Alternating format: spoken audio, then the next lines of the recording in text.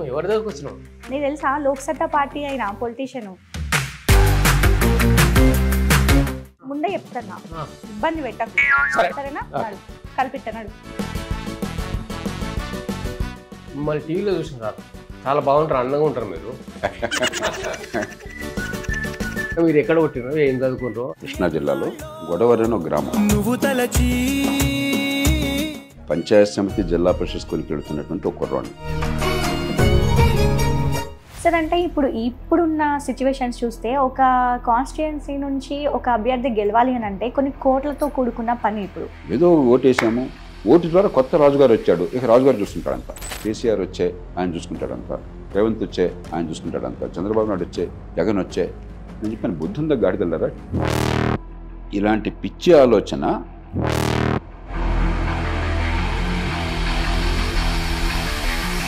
పవన్ కళ్యాణ్ గారు అంటే చాలా తక్కువ టైంలోనే ఒక మోటివ్తోని పొలిటికల్ ఎంట్రీ ఇచ్చారు అండ్ ఇప్పుడు డిప్యూటీ సీఎం అయ్యారు. పవన్ నాకు మంచి మిత్రుడు, మంచి మనసున్న మనిషి.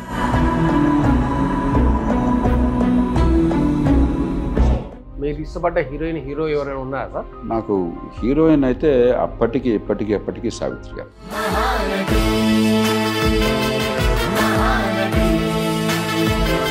మా శ్రీమతికి నాకు కొంచెం తగాదాలు వస్తాయని మానేశాను. హలో సత్తన్న ఏడున్నావు? నేను లొకేషన్ పెడతానా, జల్దీ రాకడికి సరేనా?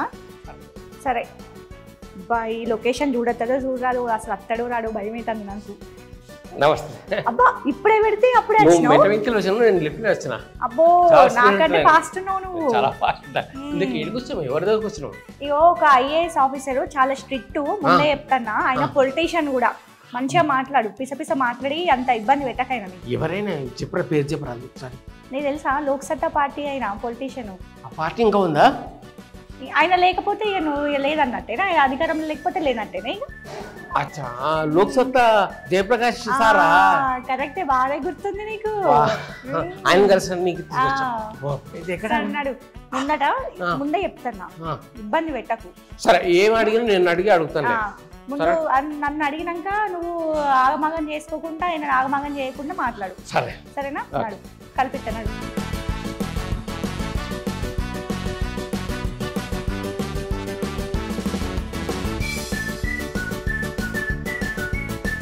సార్ నమస్కారం సార్. మా సత్తన్న సార్ మిమ్మల్ని కలవాలని చెప్పేసి చాలా రోజుల నుంచి ఉన్నారు. Thank you so much sir, appointment ఇచ్చారు మాకు. మిమ్మల్ని టీవీలో చూసినారు చాలా బాగుంటారు, అందంగా ఉంటారు మీరు. మీరు మర్యాద కొద్ది అంటున్నారు అంతే. నిజం సార్, టీవీలో ఎప్పుడు చూసాం మేము, బాగా ఫ్రాంక్ గా మాట్లాడతారు, ఉన్నట్టు. అది వేరు ఇది వేరు. నాకు భ్రమలు లేవు సార్. మొలక చెట్టుకి ఇస్తే ఎక్కను. ఎందుకంటే నా బలం ఎక్కడుందో తెలుసు, బలహీనత ఎక్కడుందో తెలుసు. సార్ అడగచ్చా? టీవీలో చాలా సార్లు చూసాను సార్ మిమ్మల్ని. మేము చూసినప్పుడు అనిపించినారే ఈ సార్ మా బాగా మాట్లాడతాడు, నేను ఒకసారి కలుద్దామని చెప్పేసి అనుకున్నాను సార్. అనుకొని మా సింధు చెప్పింది సార్ ఇట్లా మిమ్మల్ని కలుసుకున్నారంటే నేను కూడా వస్తానని చెప్పి వచ్చేసాను. Very good sir. నా గురించి మీ గురించి తెలియదు సార్. మొన్న నిన్న నేడు రేపు అని 4 అంశాలు సార్. మొన్న ఏంటి మీరు, నిన్న ఏంటి, నేడేంటిది, రేపేంటిది, మొన్న మీరు ఎక్కడ కొట్టినారో, ఏం చదువుకుంటారో అట్లా అది తెలుసుకున్నాను సార్. ఆ మట్టుకు నాకు సత్తన్న గారి ముందు ఈ మొన్నకి నిన్నకి నేడుకి సత్తన్న గారు సార్, సత్తన్న పెద్ద తేడా లేదు సార్. ఇప్పటికి కూడా నా మనసులో మీరు నాగూర్చి ఏదో రకరకాలు అనుకుంటారు మీకున్నటువంటి సమాచారాన్ని బట్టి. నాగూర్చి నేను అనుకునేది ఆనాడు పల్లెటూరులో పంచాయత్ సమితి జిల్లా పరిషత్ స్కూల్కి వెళుతున్నటువంటి ఒక కుర్రాడు. ఎక్కడ సార్ అది? గొడవరి అని ఒక గ్రామం, కృష్ణా జిల్లాలో. విజయవాడకి మచిలీపట్నంకి వెళ్ళే దారిలో కంకిపాడు పక్కనే ఉంటుంది. కంకిపాడికి కృష్ణానది మధ్యలో ఉంటుంది అనమాట. మా తల్లిదండ్రులు మహారాష్ట్రలో పనిచేసేవాళ్ళు. ఆ రోజుల్లో ప్రైవేట్ స్కూల్ లేదు, అంత ఆలోచించేయాలి వాళ్ళు ఎవరిని. అందుకని చెప్పని మన పిల్లలకి తెలుగులో చదువుకోవాలని చెప్పని మా అమ్మగారి ఊళ్ళో ఊరికి పంపించారు. అక్కడ మా పెద్దమ్మగారు ఉండేది, మా అమ్మగారికి అక్క, మారుటక్క. ఆమె చిన్ననాడే వితంతువైంది. ఆ రోజుల్లో బాల్య వివాహాలు. భర్త ఏమో ఆయన కూడా చిన్నపిల్లాడు, నూతులో నీళ్లు తోడుతూ జారి పడితో చనిపోయినాడు. మా తాతగారు ఆవిడ మళ్ళీ పెళ్లి చేసుకోమంటే ఆదర్శం కోసం కాదు, ఏదో ఉన్న ఆస్తిపాస్తులు, మరి అమ్మాయి పెళ్లి చేసుకుంటే సంతానానికి వస్తే ఒక్కటే పిల్ల అని చెప్పని పెళ్లి చేసుకోమన్నాడు. ఆ చిన్న వయసులో అమ్మాయి నేను పెళ్లి చేసుకోను. అంటే మన సంప్రదాయంలో ఆడపిల్ల భర్త పోతే మళ్ళీ పెళ్లి చేసుకోవటం తప్పన్న భావన ఆ మనసులో దాటుకుపోయింది, ప్రవేశపెట్టారు. ఆ చిన్న వయసులో ప్రవేశపెట్టారు. అప్పుడు మా తాతగారు మళ్ళీ పెళ్లి చేసుకుంటే అప్పుడు ఆయన భార్య పోయిందనమాట. ఆ సంతానం మా అమ్మగారు వాళ్ళు. సో ఆవిడ దగ్గర నేను పెరిగాను. అబ్బా, నన్ను పెంచిన తల్లి ఆవిడ. నాకు ఆ ఊళ్ళో చదువుకున్నాను కాబట్టి ఇప్పటికి కూడా నా మనసులో ఆ ఊళ్ళో ఆ స్కూల్కి వెళ్తున్న ప్రపంచాన్ని విప్పారిన కళ్ళతో చూస్తున్న కుర్రాన్ని నేను.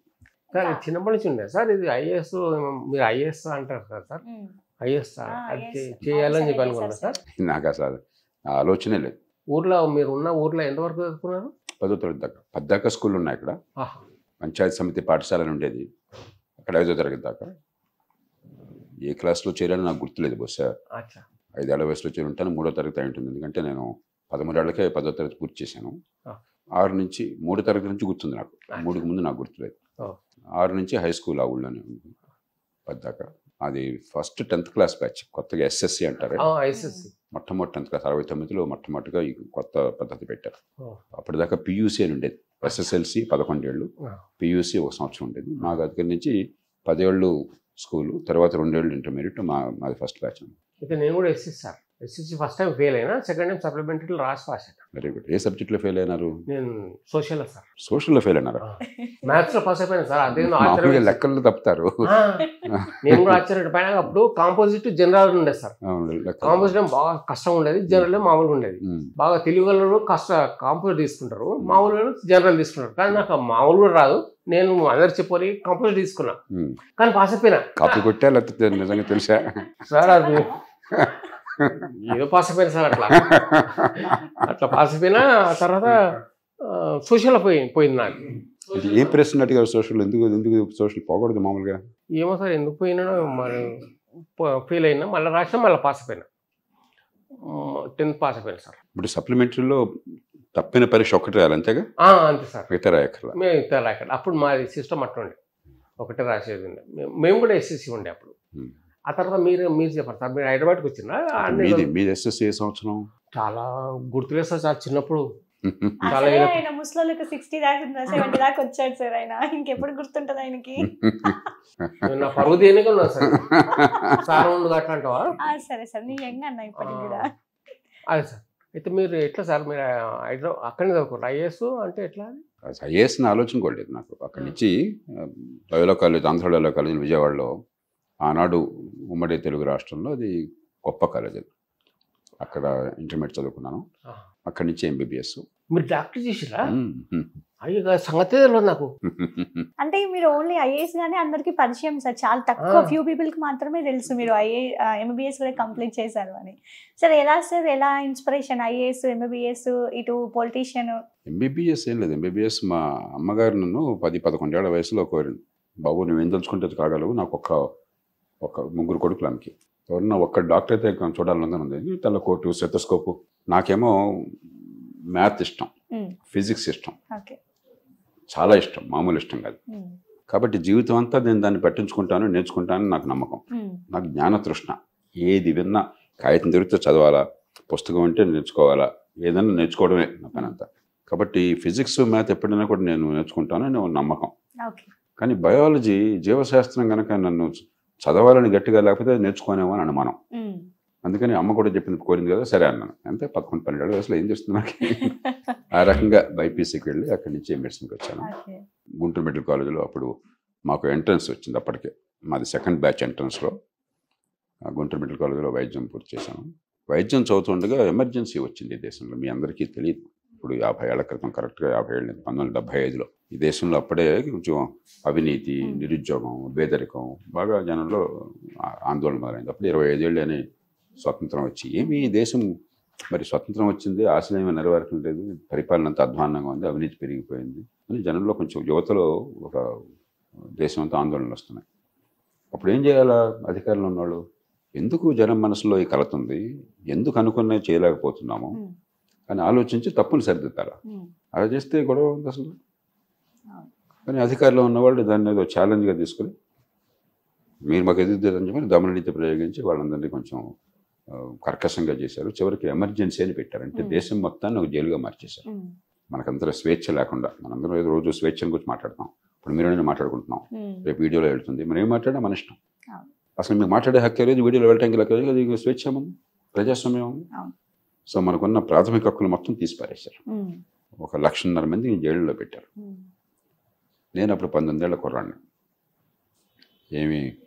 నాకేమీ నేపథ్యం లేదు, ఒక పార్టీ లేదు, ఒక సంస్థ లేదు, డబ్బు బలం లేదు, లేకపోతే తల్లిదండ్రులు కానీ మనసు ఆరాటపడ్డ లక్షలాది మంది నేవకండి. తీవ్రంగా వ్యతిరేకించాను ఎమర్జెన్సీ. ఒక విద్యార్థిగా బాగా గట్టిగా వ్యతిరేకించాను. అందరూ భయపడుతున్న రోజుల్లో ఎక్కడ బహిరంగ సమావేశం ఉన్నా కూడా వ్యతిరేకించేవాడిని. ఒకటి స్థానికంగా ఆ రోజుల్లో పెద్ద మనకు తెలుగు రాష్ట్రాల్లో అంత భయంకరంగా జరగలేదు, కానీ కొన్ని చిన్న చిన్న తప్పులు జరిగితే పోలీసులు ఎక్కడ అనవసరంగా డబ్బులు కొట్టినప్పుడు చేసినప్పుడు ఎవరిని వాళ్ళని వెళ్ళను కొంచెం ప్రొటెస్ట్ చేశాను. జిల్లా కలెక్టర్ దగ్గరికి వెళ్ళి మా వాళ్ళని లీడ్ చేసి చెప్పాను. ఆ కారణంగా వీళ్ళు చాలా ప్రమాదకారి అనుకుని నన్ను నిఘా పెట్టారు. నాకు ఆ సంగతి తెలియదు. జైల్లో పెట్టడానికి అంత ఉండి కాదు, వదిలేయడానికి అంత తక్కువ ఉండి కాదు. వాళ్ళకి ఏం చేయాలో అర్థం కాలే, అందుకని నిఘా పెట్టారన్నమాట. అది నాకు తర్వాత తెలిసింది. ఎమర్జెన్సీ 1977 మార్చి 21న ఈ దేశంలో ఉత్తరాది రాష్ట్రాలన్నింటిలో కూడా గొప్పగా వరదలాగా ఊహించనంత స్థాయిలో ఉత్తరప్రదేశ్, బీహార్, మధ్యప్రదేశ్, రాజస్థాన్ ఎన్నో రాష్ట్రాల్లో ప్రతి ఒక్క సీట్లోనూ ఆనాడు అధికారంలో ఉన్న పార్టీ ఓడిపోయింది. మొత్తం అంత ఇండియా ఎమర్జెన్సీ, దేశం అంతా ఎమర్జెన్సీ. దక్షిణాదిన అలా జరగల. దక్షిణాదిన కానీ ఎమర్జెన్సీ వల్ల అంత నెగిటివ్ ప్రభావం అంత కనిపించాల. ఉత్తరాదిన అసలు ఎవరు ఊహించలే ఒక అద్భుతం రీతిన జనమంతా కూడా స్పందించారు. ఉత్తరప్రదేశ్ 85 లోక్సభ సీట్లు ఉండే ఆ రోజు 85 సీట్లలో కాంగ్రెస్ ఓడిపోయింది. ప్రధానమంత్రి ఓడిపోయింది, ఆమె కొడుకు ఓడిపోయినాడు. రాజస్థాన్లో, మధ్యప్రదేశ్లో, బీహార్లో అలా ఉత్తరాదిని అసలు ఊడ్చిపెట్టేశాం. మేమంతా వెర్రి ఆనందంతో గంతులేసాం, డాన్స్ చేసాం. డాన్స్ రాదు నాకు, అయినా కూడా ఉత్సాహం, ఆనందం. అంటే దేశం బాగుపడిపోతుంది, ఒక గాంధీ విప్లవం వచ్చేసింది. అద్భుతం జరుగుతుంది. ఎమర్జెన్సీ అనేది 19 నెలలు. 1975 జూన్ 26 నుంచి 1977 మార్చి 21 దాకా. కానీ అట్టే నెలలో ఆనందం. ఆ తర్వాత వచ్చిన నిలుపుకోలేకపోయినారు. స్వేచ్ఛ వచ్చింది, అధికారం మారింది, కానీ పరిపాలన తీరు మారలా. అక్కడి నుంచి ఆవేదన, ఏం జరుగుతుంది మన దేశంలో, ఎట్లాగా ఈ సమాజం అని చెప్పి చాలా విపరీతమైనటువంటి ఆవేదన, బాధ. అప్పటికి మెడిసిన్ పూర్తయిపోయి హౌస్ సర్జెన్సీ అంటాం. 1 సంవత్సరం మాకు మెడిసిన్ అయిపోయిన తర్వాత సెక్షన్ ఉంటుంది, అంటే పేషెంట్ కేర్ అనమాట, హాస్పిటల్లోనే పనిచేయడం. అప్పుడు ఉండగా చాలా ఆందోళన ఉంటే నాకు స్నేహితుడు ఒక ఆమె నాకు సూచించింది. అప్పటిదాకా డాక్టర్లను ఐఏఎస్కి అనుమతించేవాడు కాదు, డాక్టర్లు ప్రొహిబిటెడ్. ఎందుకు అడగబోకుండా అంతే, దేశంలో అదొక పిచ్చి అంతే, ఎవడో అనుకున్నాడు తీసాడు, డాక్టర్లు ఉండగా వీళ్ళదే చెప్పాను. అప్పుడు ఏదో కొఠారి కమిషన్ అవదాన్ని వేసి వాళ్ళు ఐఏఎస్ పరీక్షల పద్ధతిని పూర్తిగా మార్చి డాక్టర్లను కానీ అందులో ఎవరినైనా సరే యూనివర్సిటీ పట్టభద్రులు ఎవరైనా కూడా అనుమతించాలని చెప్పి ఒక నిర్ణయం చేశారు.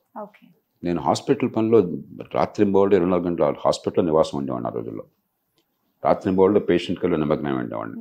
నా డ్యూటీ కాకపోయినా కూడా నైట్ డ్యూటీ ఉంటే నా ఫ్రెండ్స్ నన్ను కోరేవాళ్ళు, ఎందుకంటే 300 మంది పేషెంట్స్ని మేము కొంతమంది చూసుకోవాలి విజయవాడ హాస్పిటల్లో. మరి ఇంతమంది పేషెంట్లు రాత్రింబోళ్ళు ప్రాణాపాయ స్థితితో చూడాలంటే కొంచెం ధైర్యం కావాలా, కొంచెం స్కిల్ కావాలా. వాళ్ళు కొంచెం భయం వేసి నన్ను ఉండమని కోరేవాళ్ళు. కాబట్టి నేను రాత్రింబోళ్ళు ఎవరి డ్యూటీ అయినా కూడా నేను కూడా ఉండేవాడిని అక్కడ.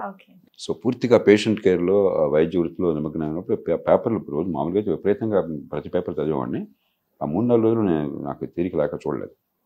మా ఫ్రెండ్ ఒక ఆమె అప్పుడు, మేమేదో నా బాధ నా ఘోష తెలుసు వాళ్ళందరికీ దేశం గురించి, ఐఏఎస్కి వెళ్తే బాగుంటుందో చెప్పి అని చెప్పంటే డాక్టర్లకి ఐఏఎస్కి వెళ్ళే అనుమతి లేదనుకుంటానే అన్నాను. కాదు నిన్న పేపర్లో వచ్చింది, కొఠారి కమిషన్ వచ్చింది అంటే ఆ క్షణం నిర్ణయం తీసుకున్నాను. నేర్చుకుందాము, చేద్దాము, ఏం చేస్తామో ఏంటో తెలియదు, కానీ ఈ దేశాన్ని మనం కాపాడుకోవాలంటే ఆలోచించేవాళ్ళు కాస్త ప్రయత్నం చేయాలని చెప్పని ఆ క్షణం చాలా ఆలస్యంగా, అంటే ఎంబీబీఎస్ అయిపోయింది, హౌస్ సర్జెన్సీ చేస్తున్నాను, అప్పటిదాకా ఏమాత్రం ఆలోచన లేదు. ఆ క్షణం నిర్ణయం చేసుకున్నాను. సో ఐఏఎస్గా మీరు ఎక్కడ సర్వీస్ చేశారు సార్? మొట్టమొదటి చాలా మంది తెలియకపోవచ్చు, చివరి క్షణం దాకా హిమాచల్ ప్రదేశ్ పెడదాం అనుకున్నాను. ఎందుకు, నాకు వేడి అంటే ఒక్కనే భరించలేను. ఇప్పుడు కూడా బాగా చెమట ఎక్కువ. ఆ రోజుల్లో మరీ నన్ను ఎప్పుడు ఎవరన్నా నా గురించి అంటే 2 జేబులు 2 హ్యాండ్ కర్చీఫ్లు ఉంటాయి, గుర్తుందా? అంటే కర్చీఫ్లు మొహం తుడుచుకోవటం, చెమట, వేడి భరించలేను. పెరిగింది మన రాష్ట్రంలో అయినా కూడా వేడి భరించలేను.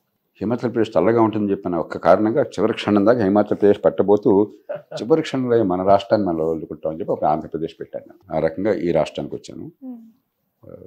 ఐఏఎస్లో శిక్షణ కాలంలో 1 సంవత్సర కాలం జిల్లాలో శిక్షణ ఉంటుంది. ముస్సూరులో జాతీయ స్థాయిలో శిక్షణతో పాటు కరీంనగర్ జిల్లాలో శిక్షణ ఉంది. నా జిల్లా నాకు చాలా ఇష్టం. జిల్లాలో నాకు ప్రతి ప్రాంతం అంటే పాత కరీంనగర్ జిల్లా. కాళేశ్వరం ప్రాజెక్ట్ ఉంది. కాళేశ్వరంలో నేను ఒక 4 రోజులు ఉన్నాను. ఆ గ్రామంలో కూడా కూర్చోవాలి. 4 రోజులు గ్రామంలో కూడా స్టడీ చేశాను. అట్లాగా పెద్దపల్లి కానీ, హుజూరాబాద్ కానీ, లేకపోతే జగిత్యాల కానీ, సిరిసిల్ల కానీ, కరీంనగర్ కానీ, ముల్కనూరు, కె విశ్వనాథ్ రెడ్డి గారు ముల్కనూరు సహకార సంఘం నాకు చాలా మిత్రుడు. ఆయన చాలా ఆప్తమిత్రుడు. ఇట్లా ఆ జిల్లా నాకు బాగా పరిచయం అనమాట. ట్రైనింగ్ అంతా జిల్లాలో అయింది. ఆ తర్వాత సరే రకరకాల పదవులు సాగినా కదా. పెద్ద ఎన్టీఆర్ దగ్గర ఐఏఎస్ అధికారులు చేసారా? ఆయన ముఖ్యమంత్రి ఉన్నప్పుడు అధికారులు పనిచేస్తారు కదా. మిమ్మల్ని ఒకసారి టీవీలో ఒకసారి ఎట్లా జరుగుతుంది అంటే టీవీలో లైవ్లో మాట్లాడుతున్నారు, కంప్యూటర్లో మాట్లాడతారు, వాళ్ళు చూస్తున్నాడు. దాన్ని ఏమంటారు? జూమ్లో మాట్లాడుతున్నారు. తలుపు మీ మిసెస్ అనుకుంటా మేడం వచ్చి దాదా అని తలుపు కొట్టేసింది అని మళ్ళీ మాట్లాడుతున్నారు. మళ్ళీ వచ్చినామే మళ్ళీ మాట్లాడుతుంది. మళ్ళీ పాపం 3 సార్లు వేసింది. ఆమెకి అర్జెంట్ వచ్చిందో. నాకు నిన్న ఎవరో కాకతేళంగా గుర్తు చేశారు. అది వైరల్ అయిందని నాకు తెలీదు. చాలా పాపం ఆమెకి ఏం అర్జెంట్ వచ్చిందో ఆమెకు తెలుసు కూడా. ఇంత పిలుస్తుంది అంటే జూమ్ కొత్తగా వచ్చింది అప్పుడే. ఇదంతా మనకి ఈ కొత్త టెక్నాలజీ తెలియదు. 2-3 ఛానళ్ళ వాళ్ళు నా కోసం ప్రయత్నం చేస్తున్నారు ఒకే టైంలో. ఏదో ఛానల్కి నేను లైవ్ ఇస్తున్నాను. ఇంకొక ఛానల్ అతను అర్జెంట్ కావాలని చెప్పి ఆమె ఒత్తిడి తీసుకొచ్చాడు. పాపం ఆమె కూడా ఇంకో టీవీ ఛానల్ వాళ్ళే. వాళ్ళకి ఏమని చెప్పాను. అది నేను లైవ్లో ఉన్నానని తెలియక మా శ్రీమతి వచ్చి నన్ను అడుగుతుంది అనమాట. 2-3 సార్లు చెప్తుంటే నేను కొంచెం కోపడుతున్నాను. ఏంటి పాపం నేనేమనుకుంటే పాపం ఎంత అర్జెంట్ వచ్చిందో ఆమెకు, పాపం పిలుస్తుంటే సార్ ఏం పర్లేదు. ఆవిడ నేను 100 రెట్లు తిడుతుంటాను. సార్ నేను అట్లా బాగా అనుకున్నాను సార్. ఈయన పాపం ఈయన లైవ్ లో మొత్తం చూపిస్తున్నారు. మీరు పోయడం, ఆమె చిరకు పడడం, మళ్ళీ రావడం. ఎందుకంటే ఇప్పుడు కనీసం అది ఆఫ్ చేయడం కూడా చేత కాదు. కొత్తగా ఉన్నాము. జూమ్ టెక్నాలజీ అప్పుడు దాకా తెలియదు. మీరు ఏమైనా స్పెషలైజ్ చేసిండ్రా సార్? డాక్టర్లా ఏమన్నా స్పెషలిస్ట్, ఆర్ట్ స్పెషలిస్ట్ ఇంకేమో అంటారు కదా? లేదు, ఒకసారి ఐఏఎస్ లో నిర్ణయం చేసుకున్న తర్వాత ఇంకా డిగ్రీ ఉంది, ఎంబీబీఎస్ పూర్తి చేశాను. ఇంకా వేరే పోస్ట్ గ్రాడ్యుయేషన్ చేయాలి. ఇట్లా బాగా చదువుకో, ఐఏఎస్ అంటే బాగా చదువుకోవాలంటే కదా సార్? మన దేశంలో అతిశయోక్తులు కొంచెం ఎక్కువ చెప్పుకుంటాం, గొప్పలు చెప్పుకుంటాం. అవునా? ఏం కావాలా? పరిపాలన పట్ల అవగాహన కావాలా, దేశం పట్ల అవగాహన కావాలా, దేశంలో సమస్యలను పరీక్షించడానికి కావాల్సినటువంటి ఆలోచన, తార్కిక శక్తి, చొరవ, తపన కావాలా. దానికి తగ్గ పరిజ్ఞానం ఉండాలి. అంచేత మనం ఏదో అద్భుతమైన పరీక్ష, చాలా పిల్లలందరికీ మనం ఆశలు పెట్టేసి అదంతా కొండ మీద ఎక్కినట్టు, ఎవరెస్ట్ ఎక్కినట్టు, ఆకర్షణ దిగొట్టు చెప్తాం. అదేం కాదు. ఇప్పుడు నా మటుకు నేను దాదాపు ఆడుతూ పాడుతూ పరీక్షకి వెళ్ళాను. ఎందుకంటే అప్పటికే నాకు 16-17 ఏళ్ళ వయసు నుంచి నిరంతరం పొద్దున్న, మధ్యాహ్నం, సాయంత్రం, రాత్రి నిద్రపోతున్నప్పుడు దేశం దేశం దేశం దేశం గురించి నేను చదవంది లేదు, విననిది లేదు, ఆలోచించింది లేదు. కాబట్టి అవగాహన, తపన ఉన్నప్పుడు మీరు కొత్తగా నేర్చుకోవాల్సిన అవసరం ఉండదు. మీకు దోస్తులు ఎవరు లేరా? ఆటలు ఎట్లా ఆడుకోవడం, ఎంటర్టైన్మెంట్ ఎట్లా? నేను స్కూల్లో ఉండగా మాకు రికార్డ్ షీట్ అని ఉండేది ఆ రోజుల్లో. ప్రతి సంవత్సరం 6 పరీక్షలు ఉండేవి. క్లాస్ టెస్టులు, క్వార్టర్లీ, హాఫ్ ఇయర్లీ, యాన్యువల్ చాలా పక్కాగా ఉండేవి. ఆ పరీక్షల్లో మార్కులన్నీ ప్రతి సబ్జెక్ట్ మీద రికార్డ్ చేసేవాళ్ళు ప్రతి పరీక్షకి. అట్లాగే స్పోర్ట్స్ ఉండేది, రన్నింగ్ ఎట్లాగా, మరొకటి ఎట్లాగని చెప్పని. పరీక్షల్లో అన్నీ ఫస్ట్ నేను, స్పోర్ట్స్లో అన్నీ లాస్ట్. అన్నీ last. Long jump, high jump, running అన్నీ లాస్ట్. అందులో ఆ రోజుల్లో నాకు అది తెలియని కూడా తెలియదు. లావుగుండేవాడిని. అది నాకు తెలియని కూడా తెలియదు. లావుగున్నా అన్న స్ప్రో కూడా నాకు లేదు. మాకు మీరు అద్దాలు కూడా ఉండేవి కాదు పెద్దగా. ఏదైనా తలదూకోవడానికి కూడా ఉండేదాం తప్ప, చిన్నతో ఉండేదాం తప్ప. మరి గడ్డ పెరుగు, పాలు, వెన్న ఇవన్నీ తిని ఇంట్లో లావుగుండేవాడిని. స్పోర్ట్స్లో ఎప్పుడు వెనకబడేవాడిని. ఆ తర్వాత స్పోర్ట్స్లో పెద్దగా లేదు, కానీ కొంచెం ఫిజికల్గా బాగా వాకింగ్ కానీ, సైక్లింగ్ కానీ, 1-2 గేమ్స్. టెన్నికాయిడ్ బాగా ఆడేవాడిని. రింగ్ టెన్నిస్ అంటారు. టెన్నికాయిడ్ బాగా ఉత్సాహంగా ఆడేవాడిని. స్కూల్లో మేమన్నా ఖోఖో అని ఉండేది ఆ రోజుల్లో. అంటే పైసా ఖర్చు లేకుండా ఆడే ఆట. కొంచెం డబ్బులు ఉంటేనేమో బ్యాడ్మింటన్ ఉండేది, బాల్ బ్యాడ్మింటన్. దానికి ఒక బ్యాట్ కావాలా, నెట్ కావాలా, కొంచెం గందరగోళం. ఈ ఖోఖో ఏముంది 2 గుంజలు పెట్టేసి గీతలు గీయటమే ఎవరైనా ఆడొచ్చు. అంతే సార్. కబడ్డీ ఆడాలంటే కొంచెం బలం కావాలి, అంత లేదు కాబట్టి కబడ్డీ లేదు అనమాట. అయితే స్పోర్ట్స్ అంటే మీకు అసలు ఏది లేదు స్పోర్ట్స్లో అంటే ఏమన్నా పర్టికులర్గా ఏమన్నా నాకు ఈ స్పోర్ట్స్ అంటే ఇష్టం అనేది? ఇప్పుడు అంతా క్రికెట్ జమానా కదా. అంటే ఇప్పుడు బ్యాడ్మింటన్ నాకు చాలా ఇష్టం. అచ్చా. షటిల్ బ్యాడ్మింటన్ అంటామే యాక్చువల్లీ సానియా బ్యాడ్మింటన్. మిర్జా ఆడుతుంది. సానియా మిర్జా అని ఒక పిల్లలు. సో కానీ కొద్దిగా తగ్గించాను, ఎందుకంటే వయసు పెరిగిన కొద్దికి థంప్ పడుతుంది, మోకాళ్ళు కొంచెం ప్రెషర్ ఉంటుంది కదా అని చెప్పి. నడక బాగా నడుస్తాను నేను, రోజుకు 6 అడుగులు, ఒక 4 మైళ్ళ పైన కూడా ప్రతిరోజు నడుస్తాను. బాగా వేగంగా నడుస్తాను. ఒక గంట లోపల 4 మైళ్ళు, 6.5 కిలోమీటర్లు ఒక గంటలో. చెస్ ఒకటి నాకు ఇష్టం. మా శ్రీమతికి నాకు చెస్ తనకు కూడా ఇష్టం. పెళ్ళైన కొత్తలో ఆడేవాళ్ళం, తను కొంచెం బాగా ఆడేది. మా ఇద్దరు కొంచెం కాంపిటీషను, కొన్నిసార్లు అవి కొన్నిసార్లు నేను. కొంచెం తగాదాలు వస్తాయని మానేశాను. డామినేషన్ అయితే మాడం ఉండేగా. చెస్ బాగా ఆడుతుంది శ్రీమతి. ఎప్పుడు సార్ మీకు మ్యారేజ్ అయింది? 83లో, 42 సంవత్సరాలు. లాయర్. ప్రాక్టీస్ చేయలేదు కానీ ట్రైనింగ్ లాయర్. ఎంతమంది సార్ పిల్లలు? 2. వాళ్ళు 2 చదువుకుంటారు. వాళ్ళు ఏం చేస్తారు సార్? మామూలుగా వాళ్ళని గురించి ఎక్కడ ప్రస్తావన తీసుకురాను, వాళ్ళ జీవితం వాళ్ళది. అబ్బాయి చదువుకుని ఇక్కడే తన ఒక ఏదో సంస్థలో పనిచేసుకుంటున్నారు. అమ్మాయి మెడిసిన్ పూర్తి చేసి అమెరికాలో ఏల్ యూనివర్సిటీలో పోస్ట్ గ్రాడ్యుయేషన్ చేస్తున్నారు. మీరు రాజకీయాలు అంటే మీకు ఇష్టమని మీరు లోక్సత్తా పార్టీ పెట్టిరా సార్ అప్పుడు? రాజకీయాలకు నేను చాలా దూరం, నాకు రాజకీయాలకు నేను పనికిరాను. నాకు దేశం సమాజం బాగుపడాలని చెప్పని తప్పితే రాజకీయానికి తగ్గ నేర్పు నా దగ్గర లేదు. రాజకీయం ఏంటంటే కొంచెం నిజం అబద్ధం కొంచెం చెప్పాలి. నేను కొంచెం ముక్కుసూటిగా నల్లని వల్లి నీళ్లు తలని వల్లి నిజం తప్ప అబద్ధం ఆడకూడదు, ప్రజల్ని మభ్యపెట్టకూడదు, కులం మొత్తం పేరుతో ముక్కలు చేయకూడదు, డబ్బులతో ప్రలోభ పెట్టకూడదు. ఇవన్నీ గట్టిగా నమ్మిన వాడిని, దానికి ప్రాణమైన దానిలో నేను రాజీ పడినాం. కానీ ఏమైందంటే చాలా మార్పులు ఈ దేశంలో సాధించాం లోక్సత్తా ఉద్యమం ద్వారా. కానీ ఎన్ని సాధించినా చెట్లు నుంచి అటు అవతల చెట్టు మహావృక్షం, దేశానికే సరిపోవు. మిగతా వాళ్ళతో పోలిస్తే కాస్త బాగా జరిగింది కాబట్టి గొప్ప అనుకుంటాం మనం. కానీ నిజంగా దేశ అవసరాలు వచ్చైతే మనం చేసింది చాలా తక్కువ, చేయాల్సింది చాలా ఎక్కువ. ఎంత ప్రయత్నం చేసినా కూడా ఈ రాజకీయ పార్టీలు ఒక స్థాయికి మించి మార్పులకు సిద్ధంగా లేరు. ఎప్పుడు సిద్ధపడతారు? ఓటు ఉంది, ఈ మార్పులు లేకపోతే ఓటు నష్టపోతాము, అధికారం పోతుందనే భయం ఉంటే సిద్ధపడతారు. కాబట్టి నాకు ఒక ఆలోచన కలిగింది. అప్పుడే కొంచెం దేశంలో మార్పులు వస్తున్నాయి, కాస్త ఆర్థిక వ్యవస్థ పెరుగుతుంది, యువత కాస్త కొంచెం ఆలోచన పెరుగుతుంది. అప్పుడు మీడియా అదివరకంతా గవర్నమెంట్ మొనోపలి కంట్రోల్ ఉండేది. అది కాకుండా ఇప్పుడు చాలా మీడియా వచ్చినాయి, టెక్నాలజీ వచ్చింది, పట్టణీకరణ పెరిగింది. కాబట్టి ఒక 10% మంది నిలకడగా ఈ దేశంలో మార్పు కావాలి, నిజమైన మార్పు కావాలి, కులం మతానికి అతీతంగా, డబ్బులకు అతీతంగా అని చెప్పని ఓటు వేస్తే వీళ్ళందరూ దారికి వస్తారని చెప్పని 10% ఉన్నారని అంచనా వేసి నేను రాజకీయ పార్టీ పెట్టాను. నేను ఏనాడు రాజకీయ పార్టీగా ఉన్నా లేకపోతే స్వచ్ఛంద సంస్థగా ఉన్నా అధికారిగా ఉన్నా నా పంథా ఏనాడు మారలేదు. నా డ్రెస్సు ఒకటే, నా పంథా ఒకటే, నా ఆలోచన ఒకటే, నేను చెప్పేది ఒకటి, చేసేది ఒకటే. కాకపోతే వాడి వాహనం మారుతుంది తప్ప ఆలోచన మారేది లేదు, ప్రవర్తన మారేది లేదు. అంత బలంగా ఇష్టం లేనప్పుడు ఆ పార్టీని పెట్టాను సార్ మీరు. ఈ 10% ఓట్లు కనుక నిలకడగా మార్పు కోసం అంటే పార్టీలు తప్పనిసరి కలిసి వచ్చాయి. కానీ 10% ఓట్లు లేవు. మహానగరాలు, హైదరాబాద్ నగరంలో 8-10% ఓట్లు ఉన్నాయి. గ్రామాల్లో 1% ఉంది. ఎందుకంటే జనం చాలామందికి తెలియదు. రాజకీయం బయట ఉన్న వాళ్ళందరూ రాజకీయాన్ని తిడుతూ ఉంటారు. రాజకీయంలో ఉన్న వాళ్ళు తప్పు కాదు, ఒక వ్యవస్థలో చేసిన కొన్ని పొరపాట్ల వల్ల, మనం ఉన్న పరిస్థితి వల్ల ఒక ఊబిలో కూరుకుపోయాం. సరే, ఓట్ల కోసం డబ్బులు మనందరికీ తెలుసు, తెలుగు రాష్ట్రాల్లో ఎంత ఖర్చు అవుతుందో మనకు తెలుసు. తాయిలాలు తాత్కాలికంగా ప్రజల్ని నీకు అది ఫ్రీ ఇస్తే ఇది ఫ్రీ ఇస్తా, అసలు చేయాల్సింది చేయకుండా పేదరికాన్ని కొనసాగించి పేదలకు ఏదో తాత్కాలికంగా చేయడం మనం అందరూ చూస్తున్నాం. కులం, మతం, ప్రాంతం వాడడం మనకు తెలుసు మనం. కానీ ఇంతకు మించిన కీలకమైన విషయం ఏంటంటే 180 మంది గ్రామీణ ప్రజలు లేదా పేద ప్రజలు పట్టణాల్లో ఉన్నవాడు కూడా ఎవరో ఒక రాజకీయ పార్టీ కార్యకర్త అండ లేకపోతే సంవత్సరం పొడుగుతా, ఎలక్షన్ టైంలో కాదు, ఎంఆర్ ఆఫీస్లో పని కావాలి, పోలీస్ స్టేషన్లో పని కావాలి, మున్సిపల్ ఆఫీస్లో పని కావాలి, మరొకటి కావాలంటే ఎవరో ఒకరు అండ లేకపోతే బతకలేని పరిస్థితి. కాబట్టి రాజకీయ పార్టీ బాగా వేళ్ళూనుకుని కార్యకర్తలు వేలాది మంది ప్రతి ఊళ్ళో 10-20 మంది ఉండి ఆ పార్టీతో నన్ననే ఉన్నానని చెప్పని అండ కావాలి. అలాంటి అండను సృష్టించడం అంటే ఆషామాషి కాదు. పార్టీ బాగా వేళ్ళునుకోవాలి.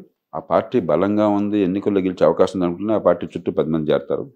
ఆ పార్టీ పోతుంటే ఇంకో పార్టీ చుట్టూ చేరతారు అదే మనుషులు. రెండోది, మీరు వీళ్ళందరినీ పోషించాలి కదా. ఉభయ దేశంలో ఒక అసెంబ్లీ నియోజకవర్గంలో ఒక దాదాపు 1500-2000 మంది ఒక పార్టీ జెండా పట్టుకుని వేరే పనే ఉండదు, పెద్ద వాళ్ళకి వేరే ఆదాయం కూడా ఉండదు. మరి వాళ్ళు ఎలా బతుకుతున్నారు?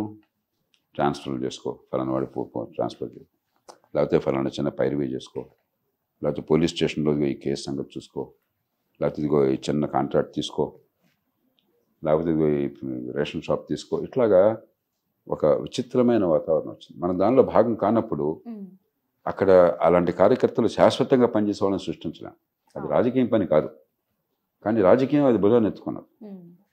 కాబట్టి అలాంటి వాళ్ళు లేకపోతే ఓటు వేరు. ఒక పార్టీ అంటే అభిమానం ఉన్నా కూడా ప్రజలు మా ఊళ్ళో ఈ కార్యకర్తలు ఉన్నారా లేదా, నాకు అండగా ఉన్నారా లేదా, అలాంటి యంత్రాంగం ఉందా లేదా, రెండోది ఈ పార్టీ గెలిచే ఛాన్స్ ఉందా లేదా, ఈ రెండు లేకపోతే మనసున్నా ఓటు వేరు. అది అర్థమైన తర్వాత ఇక ఎన్నికల రాజకీయం వదిలేసుకుంది.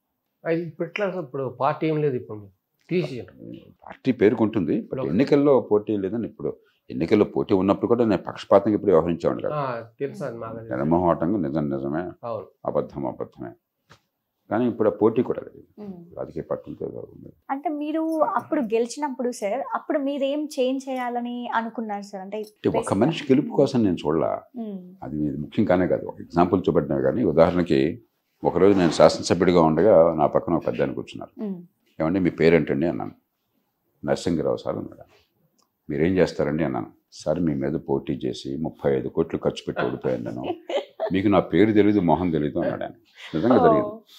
ఆయన కాంగ్రెస్ అభ్యర్థి వడ్డేపల్లి నరసింహరావు గారు. ముఖ్యమంత్రి గారు పిలిచి ఆయన చెప్పారు నాకు, ముఖ్యమంత్రి గారు పిలిచి ఎట్లా కొట్లా జయప్రకాష్ గారిని ఓడించరా, నువ్వు మున్సిపల్ మంత్రి, అదో కూడా చెప్పేశాడు ఆయన. ప్రయత్నం చేశాను సార్. ఇప్పటికీ నేను చెప్పాను, మన్నించండి, నా వల్ల మీకు ఎంత నష్టం జరిగింది, నా ఉద్దేశం మిమ్మల్ని ఓడించాలో మరొకటి నేను అనుకోలేదు. దేశంలో మార్పు కావాలంటే ప్రజలకు ఇంకో మార్గం చూపెట్టాలి, ఇంకో దారి ఉన్నది, ఇంకో పద్ధతిలో జరుగుతుంది, అలా జరిగితే కానీ దేశం బాగుపడదని చూడాలి. అందుకోసం వచ్చాను తప్ప వడ్డేపల్లి నరసింహరావు గారిని ఓడించాలని చెప్పాను, ఒక పార్టీ కాదు నా ఉద్దేశం కాదు అని చెప్పాను. ఆయన చనిపోయేదాకా నాకు అత్యంత ఆప్తుడిగా ఉండేవాడు. 35 కోట్లు నష్టపోయాడు, మంత్రి పదవి కోల్పోయాడు. కానీ ఏనాడు మనసు పెట్టారు. చాలా అంత పెద్ద రాజకీయంలో ఉన్నవాళ్ళు మనం చాలా తిడతాం వాళ్ళని. ఎంతో కొంత ప్రజలకు మంచి చేయాలన్న తపన లేకపోతే రాజకీయంలోకి రారు. అందుకని వాళ్ళ బండబూతులు తిట్టడం కాదు పరిష్కారం, చేయాలి. ఎందుకని రాజకీయాన్ని అట్లా మార్చాలి? ఏ రాజకీయంలో ఉన్నవాడికి డబ్బులతో ఓట్లు కొనాలని కానీ, లేకపోతే కులం పేరుతో ముక్కలు చేయాలని కానీ, లేకపోతే తాత్కాలికమైన తాయిలాలు ఇచ్చి జనాన్ని మభ్యపెట్టాలని కానీ ఇలా ఉండదు. కానీ ఒకసారి రాజకీయంలో విజయం సక్సెస్ కావాలంటే అవన్నీ చేయకపోతే బతికే పరిస్థితి. ఒక మంత్రి గారు నా దగ్గరికి వచ్చాడు అసెంబ్లీలో ఉండి. అనొచ్చు, సార్ మీరంటే ఎన్నికల్లో గెలిచాం లేదు మీకు అనవసరం, దేశంలో మార్పు దానికి ఒక 16 ఉన్నారు మీరు, మేము అట్లా కాదు, మీరు రాజకీయంలోకి వచ్చాం కానీ ఎన్నికల్లో పదవులు కావాలి, ఎన్నికలు నెగ్గాలి, ఏ తప్పు చేయకున్నా కూడా ఎలక్షన్ టైంలో మా పేరు పేపర్లో రావాలంటే ప్యాకేజీలు అడుగుతున్నారు, 2 కోట్ల రూపాయలు ప్యాకేజీల కోసం ఇవ్వాల్సి వచ్చింది, ఇంకా నిజాయితీకి ఎట్లా ఉంటాను సార్ అడిగాను. మీరు పేపర్లో మీ పేరు వేసారని మీరు పట్టించుకోరు, మీకు ప్యాకేజీలు వద్దన్నారు, మేము అట్లా ఉండలేం కదా, నన్నేం చేయమంటారు అడిగాను. కాబట్టి రాజకీయంలో చాలా గందరగోళం ఉన్నది. మనం ఊరికే బూతులు తిడుతున్నాం, వాళ్ళు కూడా తిట్టుకుంటారు, ఈ పార్టీ నా పార్టీ, ఆ పార్టీ నీ పార్టీ, బస్తే మెస్ సవాలు తొడగొచ్చు. కానీ అది పరిష్కారం కాదు. మనం ప్రజాస్వామ్యంలో రాజకీయం లేనిది ప్రజాస్వామ్యం ఉండదు. దాన్ని బాగు చేయటం ఎట్లాగా? నిజాయితీ పరులు, మంచి మనసున్న వాళ్ళు, సమర్థులు, అవినీతికి పాల్పడకుండా, ప్రజల్లో మొక్కలు చేయకుండా, భవిష్యత్తును నాశనం చేయకుండా, ఆర్థిక వ్యవస్థ దివాలా తీయకుండా మంచి పని చేయడానికి వాళ్ళని పెంచే అవకాశం వ్యవస్థలను నిర్మాణం చేయాలి. అది ఆలోచించాలి. కానీ వాడు శత్రువు, ఈ పార్టీ వస్తే వాడు తిట్టి, ఆ పార్టీ వస్తే ఇటు తిట్టి, మళ్ళీ ఉన్న ఆ మనుషులే ఇటు ఇటుపోతాడు అడిపోతాడు. మీరు ఎవరిని అడిగితే మంత్రులు కానీ ఎమ్మెల్యేలు కానీ ఏనాడు ఏ పార్టీలు ఉన్నారో ఎవరికి తెలుసా? నేను పట్టించుకోను, మామూలుగా ఈ పేపర్లో వాటి చూడను. ఇప్పుడు నాకు కనిపిస్తే పాత మిత్రులు, బాగా సీనియర్ రాజకీయ నాయకులు నేను అడుగుతుంటే ఏ పార్టీలు ఉన్నారంటే వాళ్ళు సిగ్గుపడి చెప్తారు, ఇప్పుడు ఈ పార్టీ సార్ చెప్తారు. మనకు తెలియని కూడా తెలియదు. నేను పెద్ద అంత కొందరుగా ఉంది, మన బేవకూఫ్ని చేయడం చెప్తే కరెక్ట్ సార్. అంటే ఇప్పుడున్న సిచ్యువేషన్స్ చూస్తే ఒక కాన్స్టిట్యుయెన్సీ నుంచి ఒక అభ్యర్థి గెలవాలి అని అంటే కొన్ని కోట్లతో కూడుకున్న పని. ఇప్పుడు అంటే జనాలకు కూడా ఇలాగే అలవాటు చేస్తున్నారు, అంటే ఫ్రీ ఫ్రీ ఫ్రీ అని చెప్పేసి జనాన్ని మభ్యపెడుతున్నారు. అంటే ఇప్పుడు విత్తు ముందా చెట్టు ముందా మనం జనాన్ని తిట్టడం చాలా తేలిక. అయితే ఏం జనం అటు అయిపోయారు సార్ అని ఏమంటారంటాడు. కానీ జనాన్ని తయారు చేసింది మనం. ఈ జనం 1947లో కానీ 1950లో కానీ మాకు దేశంలో ప్రజాస్వామ్యం కావాలను, వయోజన ఓటు హక్కు కావాలని అడిగారా? లేదు. ఈ దేశంలో నాయకత్వంలో ఉన్నవాళ్ళు, ప్రజల నమ్మకాన్ని చూరగొన్నవాళ్ళు, తమ్ముడు మనకు ప్రజాస్వామ్యం కావాలి, మనకి వయోజన ఓటు హక్కు కావాలి, కులం మతం డబ్బు గ్రామం పట్టణం చదువు ఉందా లేదా డబ్బు ఉందా చూడకుండా ఆడమగ తేడా లేకుండా అందరికీ ఓటు హక్కు ఉండాలి, ఆ నాయకులు తీర్మానం చేశారు. మంచిది. తీర్మానం చేసినప్పుడు ఓటేంటో అర్థమయ్యేట్టుగా వ్యవస్థ నిర్మాణం చేయాలి కదా, చేయాల. కాబట్టి ఏమైంది, ఓటంటే ఒక పెద్ద పండగ, ఒక జాతర, ఒక సంబరం. మన దేశంలో ఓటు అంటే ఉన్నంత సంబరం ప్రపంచంలో ఎక్కడా ఉండదు. ఓటు అయిపోయిన తర్వాత మన నుంచి ఇస్తిఫాదో, ముర్దాబాద్, రస్తా రోకో, హర్తాల్, దీనిలో మనం చేసినంత ఎవరో చేయరు. ఇది చాలదు ప్రజాస్వామ్యంలో. Vote shout, vote and shout ప్రజాస్వామ్యం కాదు, ఇంకా చాలా లోతుకి వెళ్ళాలి. ఓటు అంటే ఏంటో అర్థం కావాలి, పన్నుల్లో ప్రకటకపోతున్నాయి తెలియాలి. అలా నిర్మాణం చేయాలి. అధికారాన్ని కేంద్రీకరించాం. కేసీఆర్ వచ్చే ఆయన చూసుకుంటాడంతా, రేవంత్ వచ్చే ఆయన చూసుకుంటాడంతా, చంద్రబాబు నాయుడు వచ్చే, జగన్ వచ్చే. ప్రజాస్వామ్యం పేరుతో రాజకీయ నిర్మాణం చేశాం. ఎమ్మెల్యే గారు రాజు, మకుట్టంలోని మహారాజు నియోజకవర్గంలో, ఆయన చూసుకుంటాడంతా. అది ప్రజాస్వామ్యం కాదు, ఓటు ద్వారా వస్తున్నారు అంతే. చాలా లోపభూయిష్టమైన ప్రజాస్వామ్యం. ప్రజలకు అర్థమయ్యేట్టుగా నిర్మాణం చేసే బాధ్యత నాయకత్వ స్థానాల్లో ఉన్న వాళ్ళది. అది చేయకుండా ప్రజల్ని తిట్టి, ప్రజలు ఏం చేస్తున్నారు, ఎవడొచ్చినా ఒకటే, చచ్చినోడి పెళ్లికి వచ్చిందే కట్నం, నా బతుకు మాటల కొన్ని ఆ రోజు డబ్బులు తీసుకుంటే పోలే, రేపొద్దు నెలలో డబ్బులు కావాలని కోరితే పోలే, ప్రజలను తప్పడతాం. నేను కూడా డబ్బులు అడుగుతున్నాను సార్. ఇప్పుడు ఎల్లారెడ్డి కూడా ఉంటాను. ఎల్లారెడ్డి కూడానా? అక్కడ ఉదాహరణకి రామరెడ్డి అని లోక్సత్తా నాయకుడు బ్రహ్మాండమైనటువంటి నిర్మాణం చేశాడు. Party guarantee గెలిచేవాడు. ఎలక్షన్ ముందు ఒక నెల ముందు వచ్చాడు. సార్ పూర్తిగా ప్రజలకు మద్దతు ఉన్నది, అవతల 500 ఇస్తున్నారు ఓటుకి, 50 ఇవ్వకపోతే ఓటు పడదు సార్, 50 చాలు మనకి ఇస్తే, మనం అంటే గుడ్ విల్ ఉంది కాబట్టి మీరు అనుమతిస్తే నేను 50 రూపాయలు పంచి నేను ఎమ్మెల్యే పదవి సంపాదించి మీ పాదాల ముందు పెడతాను అన్నాడు. రామరెడ్డి వదిలేయని చెప్పాను. అలాగ నిగితే మనకు అనవసరం. మనం దీన్ని మార్చడం కోసం వచ్చినవాడు. ఎల్లారెడ్డి కూడా గొప్ప ఉదాహరణ. ఎంత ఎంత కష్టపడ్డారో, ప్రజలు ఎంత పాతుకుపోయినారో. కాబట్టి మన ఏంటి, ప్రజల ఆసక్తులు ఎప్పుడు నేను మారుతుందంటే, ఓటు ఏంటో అర్థమైతే పన్నుల్లో బ్రతకబోతున్నాయో తెలిస్తే తెలియట్లే ప్రజలు. ఏదో ఊరికే వస్తున్నారు కోలాహలంగా, కానీ వాళ్ళ మనసులో ఉన్నట్టే వేస్తున్నారు. ఎవరు తుపాకీ పెట్టి నువ్వు ఇవిడికి అని చెప్పట్లా. డబ్బులు తీసుకోవచ్చు, మరొకటి చేయొచ్చు, కానీ ప్రజలు స్వేచ్ఛగా ఓటేస్తున్నారు. ఓట్ల నిజాయితీగా లెక్కెడుతున్నారు. నెగ్గినవాడు శాంతియుతంగా అధికారంలో వస్తుంది. అంతమైన ప్రజాస్వామ్యం ఉంది. కానీ అది చాలదు. ఇప్పుడు నేను ఇక్కడ అపార్ట్మెంట్లో ఉన్నాం, మనం నెల మేము మెయింటెనెన్స్ ఫీ కడతాం. మన నచ్చిన ఆయన, మన సత్యన్ గారు లాంటి వాళ్ళు ఎన్నుకున్నాం. అక్కడ మోహిత్ భల్లా అని ఒక ఆయన ఎన్నుకున్నాం. మేమంతా కూడా లిఫ్ట్ పని చేయలేదు అనుకోండి, వెంటనే ఫోన్ చేస్తాను, మోహిత్ భాయ్ ఏంటిది లిఫ్ట్ పని చేయట్లేదు, డబ్బులు కడుతున్నాం, మిమ్మల్ని నాయకుడిగా పెట్టినాం. ఎందుకంటే ఎందుకు పెట్టామని తెలుసు నాకు, ఎందుకు డబ్బులు కడుతున్నావు నాకు తెలుసు. దీనిలో బలో స్వతంత్ర భారత్కి చేయలేదు. దీనిలో నాకు లిఫ్ట్ పని చేయాలి, చేయించడం కోసం ఆ మనిషి ఉండాలి, దానికి డబ్బులు ఇస్తున్నాను, మనిషి మేము నాయకుడిగా అనుకున్నాం. మంచినీళ్ళు రావట్లేదు అనుకోండి, మంచినీళ్ళు రావట్లేదు, మంచినీళ్ళు ఎలా ఉంటాం మరి, మంచినీళ్ళు ఏర్పాటు చేయకపోతే ఎట్లా మీరు ఈ ఫ్లాట్లో? పార్కింగ్ బాగోలేదు అనుకోండి, ఎవరో మన అనుమతి లేకుండా ఇంటికి దొరపడ్డాడు అనుకోండి, ఏంటి అసలు సెక్యూరిటీ లేదు. ఇందుకోసం పెట్టుకున్నాం. నాకు ఆ స్పష్టత ఉంది. అప్పుడు ప్రజాస్వామ్యం పనిచేస్తుంది. నేను డబ్బులు కట్టింది ఎక్కడికి పోతుంది, మనం ఎన్నుకున్న మనిషి మనకి ఏం చేయాలి, ఈ రెండు స్పష్టంగా అర్థమైతే ప్రజాస్వామ్యం బాగుపడుతుంది. ఏదో ఓటేసాము, ఓటు ద్వారా కొత్త రాజుగారు వచ్చాడు, ఇక రాజుగారు చూస్తుంటాడంత, ఇది మన ఆలోచన. అది చాలా లోపభూయిష్టమైన ప్రజాస్వామ్యం. ప్రజాస్వామ్యమే, కానీ ఇది చాలు. తప్పు నాయకత్వ స్థానాల్లో ఉన్న వాళ్ళది. వ్యవస్థను మార్చి, నాయకత్వం అంటే కేవలం అధికారంలో ఉన్నవాళ్ళే కాదు, నాది మనందరికీ మంచి వచ్చాడు నాయకత్వ స్థానం. ఒక్కరు మారుదాం అనుకుంటే ఏం చేయలేదు కాదు. ఇప్పుడు సమాజం పట్ల ఆసక్తి ఉన్నవాళ్ళు, కాస్త కూస్తో విషయం తెలిసిన వాళ్ళు, 10 మందిలో వాళ్ళంటే విశ్వాసం ఉన్న వాళ్ళంతా నాయకత్వంలో ఉన్నట్లు లెక్క.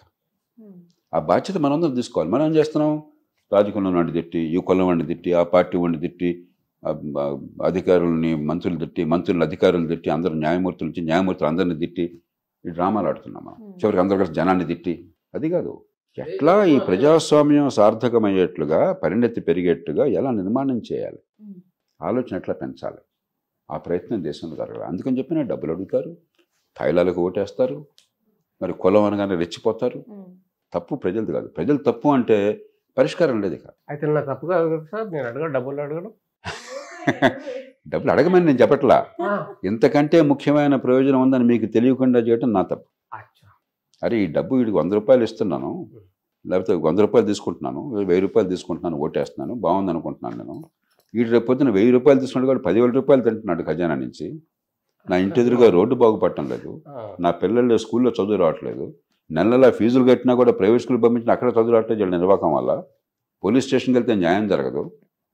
నా డబ్బు ఎవడుకున్న అప్పులు ఇస్తే తిరిగి రాకపోతే ఎవరి దగ్గరికి వెళ్ళాలో తెలియకుండా గుండె తిరిగిపోవాల్సి వస్తుంది. ఆరోగ్యం దెబ్బతింటే వేలు లక్షలు ఖర్చు అయ్యి అప్పుల పాలు అయిపోతున్నాను. ఇవన్నీ వీడి వల్ల నాకు అర్థం కావట్లా. ఆ రోజు వచ్చింది బాగుంది అనుకుంటున్నాను. కరెక్ట్. కాబట్టి ప్రజలు మోసపోతున్నారు. మోసపోతున్నాను నేను తప్పు చేస్తున్నావు అంటే ఎట్లాగా? మోసం నుంచి వాళ్ళని కాపాడాలి. ఒక ఆడపిల్ల వెళ్ళింది, ఎవడో గోండా వచ్చి ఆడపిల్ల మీద ఆగితానందం చేశాడు. ఆడపిల్ల తప్పది. బాధితుడిని నిందితుడిని చేస్తే ఎట్లాగా? ప్రజలు బాధితులు. ప్రజలంతా గొప్పవాడని నేను అంటలా, కానీ ప్రజలు గొప్పవాడు అని చెప్పారు మనకు ఎప్పుడన్నా? ప్రజలే. మనం కదా ఈ ప్రజలకు ఓటు హక్కు ఇచ్చింది. ఆ ఇచ్చిన వాళ్ళు పట్టించుకోకుండా ఎందుకు చేశారు ఇట్లాగా? ఎలక్షన్ ఫార్స్గా ఎందుకు మార్చారు? అది నేను చెప్పేది. ఈ ఎన్నికల్లో కులం కూడా బాగా ఆడుతుంది సార్. కులం గురించి కేసీఆర్ సార్ ఉన్నప్పుడు 3 ఆడతాయి సార్. డబ్బు వీడు పంచాలి, ఆడు పంచాలి. అంతే సార్. డబ్బు పంచితే గెలుస్తాడని గ్యారెంటీ లేదు, డబ్బు పెంచకపోతే ఓడిపోతాడని గ్యారెంటీ. ఇప్పుడు మీ ఇద్దరు పోటీ చేస్తున్నారు. సింధు డబ్బు ఇచ్చింది, సత్యన్ ఇచ్చాడు. ఇద్దరు డబ్బులు తీసుకుంటాను. ఇద్దరు సమానం కూడా ఇవ్వక్కర్లా. సత్యన కొంచెం బరువు ఉన్నా అంటే కొంచెం ఎక్కువ ఇవ్వాలా, సింధు కొంచెం తేలిగా ఉందని తక్కువ ఇవ్వాలా. కానీ అప్పుడు సమానం నా దృష్టిలో. ఆ తర్వాత నా ఇష్టం వచ్చినట్టు కొట్టేస్తాను. డబ్బు అయిపోతే మీ ఇద్దరు నాకు ఖాతాలో లేరు, ఇంకో దగ్గరికి పోతాను. డబ్బుతో గెలుస్తామని కూడా కాదు, చాలా విచిత్రమైన. చాలా మంది డబ్బులతో గెలిచేస్తా కాదు. అలాగే 35 కోట్లు ఖర్చు పెట్టినప్పుడు ఆయన గెలవాలిగా, నేను ఓడిపోవాలిగా. నేను 4.5 లక్షలు ఖర్చు పెట్టాను. ఒక్క పైసా ఎవరికి పంపిణీ అందరికీ తెలుసు ఆ సంగతి. కాబట్టి డబ్బులతో గెలుస్తామని కాదు, కానీ సాధారణంగా 100కి 99 కేసుల్లో డబ్బులు పంచకపోతే మీరు అసలు బరిలో లేనట్లు లెక్క. కాబట్టి పార్టీలు కూడా మంచి పార్టీ, ఇప్పటికి కూడా పార్టీల్లో మంచి వాళ్ళు ఉన్నారు. అందరు కాకపోయినా మంచి వాళ్ళు, ఆలోచన ఉన్నవాళ్ళు, తెలివి ఉన్నవాళ్ళు, సమాజం అంటే ప్రేమ ఉన్నవాళ్ళు, నిజాయితీగా ఉన్నవాళ్ళు ఉన్నారు. కానీ పదవిలోకి వెళ్ళాలంటే రాజీ పడకపోతే సాధ్యం కాదు. ఇంకే సార్ డబ్బు 2, 3 అన్నారు కదా. నెల నీకు ఇది ఫ్రీగా ఇస్తా, ఉచితం. పరిపాలన అంతా ఆపేసి గవర్నమెంట్ ఏం చేయాలో అదంతా పక్కన పెట్టేశారు. గవర్నమెంట్ మంచి విద్య అందించాలా, ఆరోగ్యం అందించాలా, పైసా ఖర్చు లేకుండా, రోడ్లు బాగుండాలా, ట్రాఫిక్ బాగుండాలా. మీరు ఇక్కడ వస్తుంటే ట్రాఫిక్ ఎంత అధ్వానంగా ఉండింది. నేను ఇవాళ ఎలా ఉందో నేను చూడక్కర్లే, అంచనా వేయగలను. హైదరాబాద్లో ట్రాఫిక్ అధ్వానంగా లేక బాధపడకుండా ఉన్నాడు ఎవరు ఉన్నారు? ఒక్కడనా? ట్రాఫిక్ అవ్వచ్చు బాధ్యత ఎవరిది? గవర్నమెంట్ ఎందుకున్నాం? ఇన్ని లక్షలు, ఇన్ని వేల కోట్లు ఎందుకు ఖర్చు పెడుతున్నాం మనం? రోడ్లు కానీ, లేకపోతే ఆర్టీసీ కానీ, లేకపోతే మెట్రో కానీ, మరో ఎందుకు ఖర్చు పెడుతున్నాం? ట్రాఫిక్ బాగుండాలని చెప్పని. అవన్నీ వదిలేశారు. అవన్నీ వదిలేసి వ్యక్తికి తాత్కాలికంగా ఇచ్చే సాయం. గవర్నమెంట్ ఉమ్మడి సేవలు అందించాలి. మనం సొంతంగా చేసుకోలేని పనులు, మనకు అవసరమైన పనులు చాలా ఉన్నాయి. అది గవర్నమెంట్. మనం సొంతంగా చేసుకునే పనులు మనం చూసుకుంటాం. మీరు ఏ చీర కట్టుకుంటారు, మీ ఏ ఉద్యోగం చేస్తారు, ఏ ఇంట్లో ఉంటారు, మీ డబ్బు ఎట్లా ఖర్చు పెడతారు, అది మీ ఇష్టం. దాని గవర్నమెంట్ ఎందుకు? కానీ మనకి రోడ్డు బాగుండాలంటే మీరు సొంతంగా చేసుకోలేరు. మన వల్ల మనం ఉమ్మడిగా చేయాల్సిందే. గవర్నమెంట్ పని ఇది. వాళ్ళు ఏం చేస్తున్నారు? ఉమ్మడిగా వాళ్ళు చేసిన పనులు పక్కన పెట్టేసి అది నాశనం చేసి వ్యక్తుల్ని వెనక వేయిస్తా, ఓల్డ్ ఏజ్ పెన్షన్ పెంచుతా, లేకపోతే ఉచితంగా బియ్యం ఇస్తా, ఉచితంగా కరెంట్ ఇస్తా, ఉచితంగా నీళ్ళు ఇస్తా, మరొకటి ఇస్తా. వ్యవస్థను మాత్రం అధ్వానం చేస్తున్నారు. ఇది రెండోది. ఇది కూడా చాలకపోతే మన దేశంలో మరి పుట్టుకతోనే మనకందరికీ మన కర్మ కొద్దీ వీడి కులం ఇది, వీడి మతం ఇది, వీడి ప్రాంతం ఇది పెట్టేశాం కదమ్మా. ఏ బిడ్డన్నా ఫలానా కులంలో పుట్టాలని కోరుకున్నాడా? మీ కులం నా కులం మనం మూర్ఖత్వ కొద్ది అనుకుంటున్నాం. మీరు కోరుకుని పుట్టారా? ఫలానా మతంలో కోరుకుని పుట్టామా? కాకతాళీయంగా పుట్టామా? అక్కడి నుంచి మనకి తల్లిదండ్రులు సాధారణంగా ఆ కులానికి చెందిన వాళ్ళు, ఆ మతానికి వాళ్ళు కాబట్టి అది ఆపాదిస్తున్నారు, ఆ ప్రాంతం వాళ్ళు అని చెప్పండి. దాంతో మనకు ఇన్ని కులాలు, ఇన్ని మతాలు, ఇన్ని ప్రాంతాలు, ఇన్ని భాషలు ఉన్న దేశం ప్రపంచంలో ఎక్కడ లేదు. ఊహించడానికి కూడా సాధ్యం కాదు. ఏదో రకంగా కులం మధ్య తంపులు తగ్గడం చాలా తేలిక. మన కులం అనగానే మనకు పూనకం వచ్చేస్తుంది. అరే ఆంధ్ర తెలంగాణ అంటే పూనకం వచ్చేస్తుంది, తెలుగు తమిళం అంటే పూనకం వచ్చేస్తుంది. మిగతా అన్ని పక్కన పెట్టినాయి. అదొక విచిత్రమైనటువంటి ప్రాంతీయ భక్తి, లేకపోతే సంకుచితమైన భక్తి వచ్చేస్తుంది. అది చాలా గొప్ప అనుకుంటాం. నేను ఒక జిల్లాలో కలెక్టర్గా ఉండగా రెండు పట్టణాలు ఆ జిల్లాలో, ఈస్ట్ గోదావరి జిల్లాలో, కాకినాడ, రాజమండ్రి. ఆ రోజుల్లో 4-5 లక్షల జనాభా ఉన్న పట్టణాలు. 2 ఊళ్ళ వాళ్ళు కూడా ఒకళ్ళ మీద వాళ్ళు పోటీ పెట్టుకుని ఆ ఊళ్ళ భక్తి చూపెట్టేసి ఉద్యమాలు చేశారు. ఏమిటి? టెలిఫోన్ వాళ్ళ ఆఫీసు మా ఊళ్ళో ఉండాలా, మా ఊళ్ళో ఉండాలా. టెలిఫోన్ కావాలని ఒక్క గాడిద కోరట్లా, టెలిఫోన్ వాళ్ళ ఆఫీస్ కావాలట. నేను చెప్పాను, బుద్ధుందా గాడిదలరా? టెలిఫోన్ కావాలన్నా, టెలిఫోన్ ఆఫీస్ కావాలన్నా నీకు? ఫోన్లు లేవు వాడికి, ఉన్న ఫోన్లు పనిచేయవు, లంచం లేకపోతే వాడు వచ్చి రిపేర్ కూడా చేయడు. ఫోన్లు కోరకుండా టెలిఫోన్ ఆఫీస్ ఈ ఊళ్ళో ఉంటే ఈ ఊళ్ళో దాని పెద్ద భక్త. ఒక రాజమండ్రి భక్తి, ఒకటి కాకినాడ భక్తి. ఇట్లా మనకు వెంటనే పూనకం వచ్చేస్తుంది. ఎందుకంటే వైవిధ్యభరితమైన సమాజం.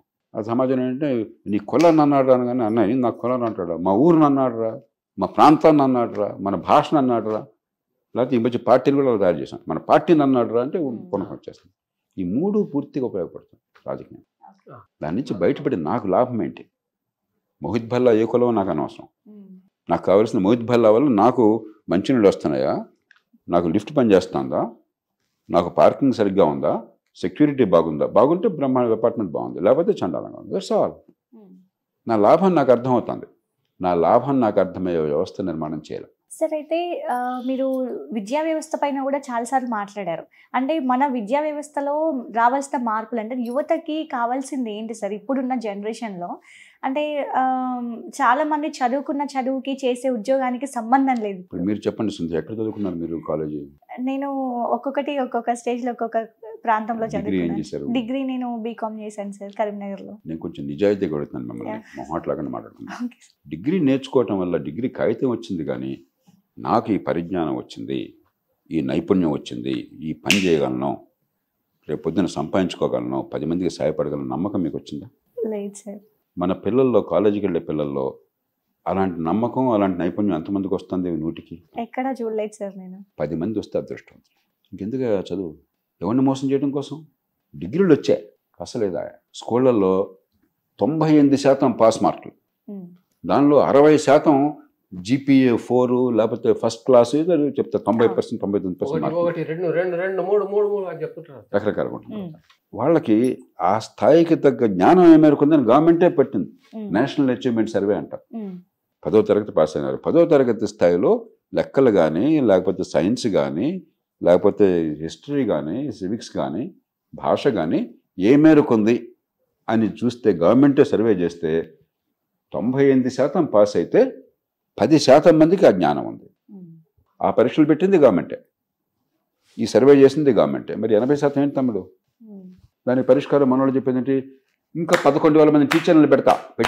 ఇదిగో పేపర్లో అడ్వాన్స్ చూసుకో. ఇంకో 30,000 మంది టీచర్లు పెడతా. పిల్లలు లేని చోట స్కూల్ టీచర్లు పెట్టి చదువును బాగు చేస్తారు. 2,000 మంది టీచర్లు తెలంగాణలో ఒక్క బిడ్డ కూడా లేని స్కూళ్ళలో పనిచేస్తున్నారు. ఒక్క బిడ్డ లేదు. పిల్లల కంటే టీచర్లు ఎక్కువ ఉన్న స్కూళ్ళు ఉన్నాయి.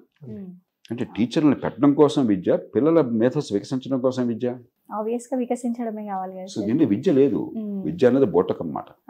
తల్లిదండ్రులకు చదువు ఉంటే, కాస్త ఉన్నంతలో కాస్త మంచి స్కూల్, మంచి టీచర్ పాలన వాళ్ళు పెడితే, ఆ పిల్లలకు కాస్త ఆసక్తి ఉండేట్టుగా వాళ్ళు చదివితే వాళ్ళు కొంతమంది రాణిస్తున్నారు. 10-15 మంది 100కి. అంటే సార్ ఇప్పుడున్న జనరేషన్ చూసుకుంటే అంటే భార్య భర్త ఇద్దరు సాఫ్ట్వేర్ ఎంప్లాయీస్ ఏదో చేస్తూ ఉంటారు.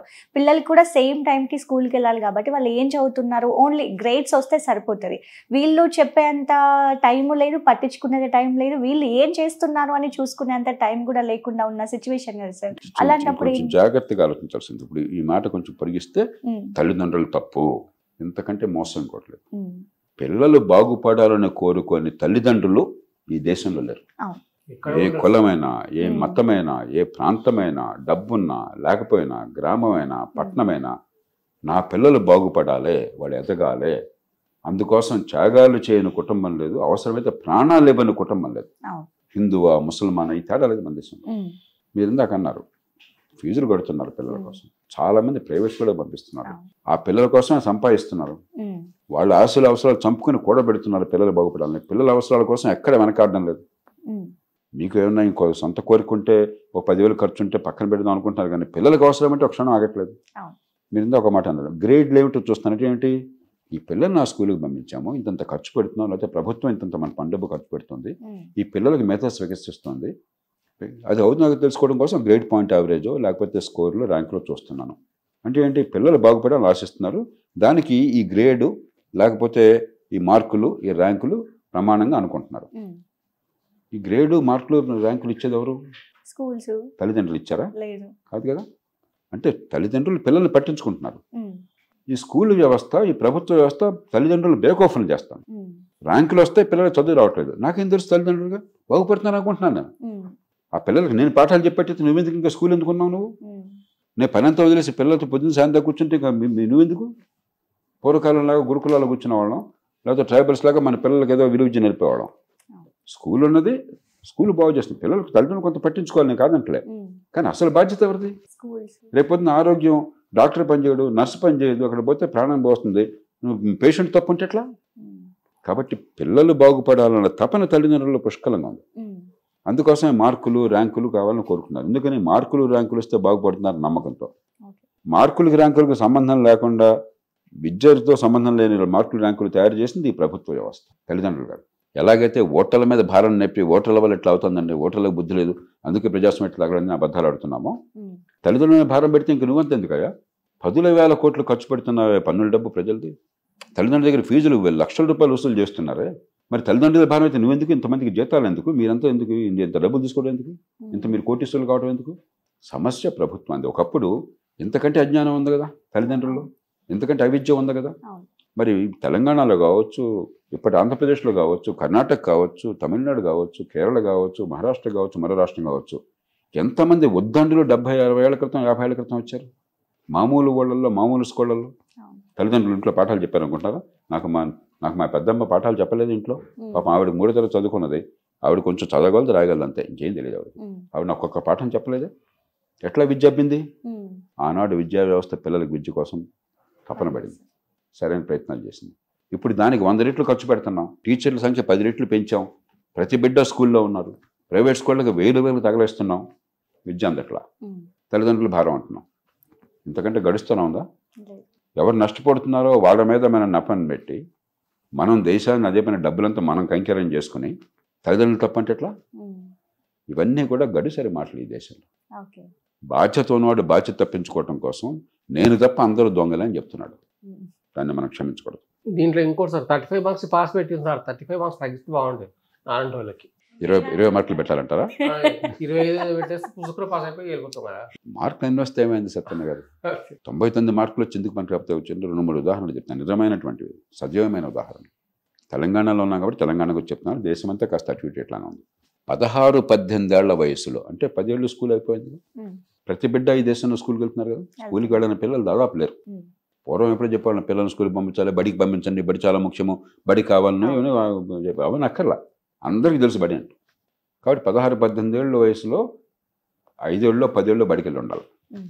150 మందికి గడియారం చూసి టైం చెప్పడం చేత కాదు 16-18 ఏళ్ళ వయసులో. ఇప్పుడు నా వాచ్లో 11:23 అయింది. 175 మంది 12:23 అయింది. 175 మంది 12 అని చెప్తున్నారు, దాటిందో ఏదో. ఆ 23 నిమిషాలు 20 నిమిషాలు అనేది 150 మందికి తెలుస్తుంది. 16 నుంచి 18 ఏళ్ళ వయసులో 2025 సంవత్సరంలో 16 ఏళ్ళు 18 ఏళ్ళ వాళ్ళని, తమ్ముడు రాత్రి నువ్వు 9 గంటలకు నిద్రపోయావు, పొద్దున 5 గంటలు లేచావు, ఎన్ని గంటలు పడుకున్నావో చెప్పు అంటే 150 మంది చెప్పలేకపోతున్నారు. మార్కులు ఎన్ని వస్తాయి? నాకేం కావాలి? 4 గీసుకోవడం కాక మార్కుల షీటు. మార్కెట్లోకి వెళ్ళి కూరగాయలు కొనాలా, 3 కేజీలు వంకాయలు, ఏ రాళ్ళు పెట్టాలా, 3 కేజీలు తూకం వేయాలంటే ఆ రాళ్ళు చూడని చెప్పంటే 150 మందికి తెలియట్లేదు. మొన్న దీపావళి పండుగ అయింది, మరి మార్కెట్లో అది కొనుక్కుంటాం, డిస్కౌంట్ ఇస్తామన్నారు, ముదర రాయితీ అంటాం. ఓ 10,000 రూపాయలు వస్తువు 10% డిస్కౌంట్ ఇస్తాం. ఎంత డిస్కౌంట్ వస్తుంది అని అడిగితే 18 ఏళ్ల పిల్లలకి 190 మందికి 10,000 రూపాయల మీద 10% డిస్కౌంట్ వస్తే ఎంత డిస్కౌంట్ వస్తుందో తెలియదు. మార్కులు ఎన్ని వస్తే నాకేం కావాలా? మీరు 0 పెడితే నాకేం కావాలా? 90 పెడితే నాకేం కావాలా? 90-0 సమానమే. కాబట్టి ఈ రకమైన పరీక్షల్లో మార్కులు అనవసరం. ఏ మేరకు ఆ బిడ్డకి జ్ఞానం వస్తుంది, ఏ మేరకు ప్రపంచంలో ఇగో ఈ చిన్న చిన్న విషయాలు చెప్పాను, ఇవి నేర్చుకుంటున్నారు. ఎక్కడో శ్రీశ్రీ గారు చెప్పినట్టుగా ఇక్ష్వాకుల కాలంలో రాజ్యం ఎట్లుండే ఇవన్నీ నాకెందుకు? నేను రోజువారీగా 10 మందితో సమాజంలో బతకగలగాలంటే నాకు ఈ విద్య ఏమన్నా నాకు కనీసమైనటువంటిది. అరే మార్కెట్లో కొనుక్కోవాలి, తూకం వేయాలి, టైం ఏంటో చూసుకోవాలా, దూరం ఏంటో అర్థం చేసుకోవాలి, ఏదన్నా పనికి రావాలి. ఇందుకు పనికి చేస్తే అది విద్య. అది లేకపోతే మీరు 90% పెట్టుకోండి, 0 పెట్టుకోండి. నా దృష్టిలో అది విద్య కానే కాదు. ఊరికే మనం కాగితాలు పెట్టుకుంటున్నాం అంతే. మీ డిగ్రీ కాగితాలన్నీ మడిచి డస్ట్బిన్లో పారేయచ్చు 190 మందికి. మాట కొంతమందికి వినడానికి చాలా బాధగా ఉంటుంది, కానీ వాస్తవం ఇది. ఇప్పుడైతే చదువు ఇంకా వేస్ట్ అయిపోయింది సార్. ఏ అనేది కంప్యూటర్లో వచ్చిందంట కదా సార్. మా తమ్ముడు అట్లేం చేస్తాడు, ఏ కొట్టుకుంటుండు, ఆయనకి నడుమ వచ్చింది, ఇక్కడ నడుమ ఎందుకు వచ్చిందని చెప్పి అడుగుతున్నాడు.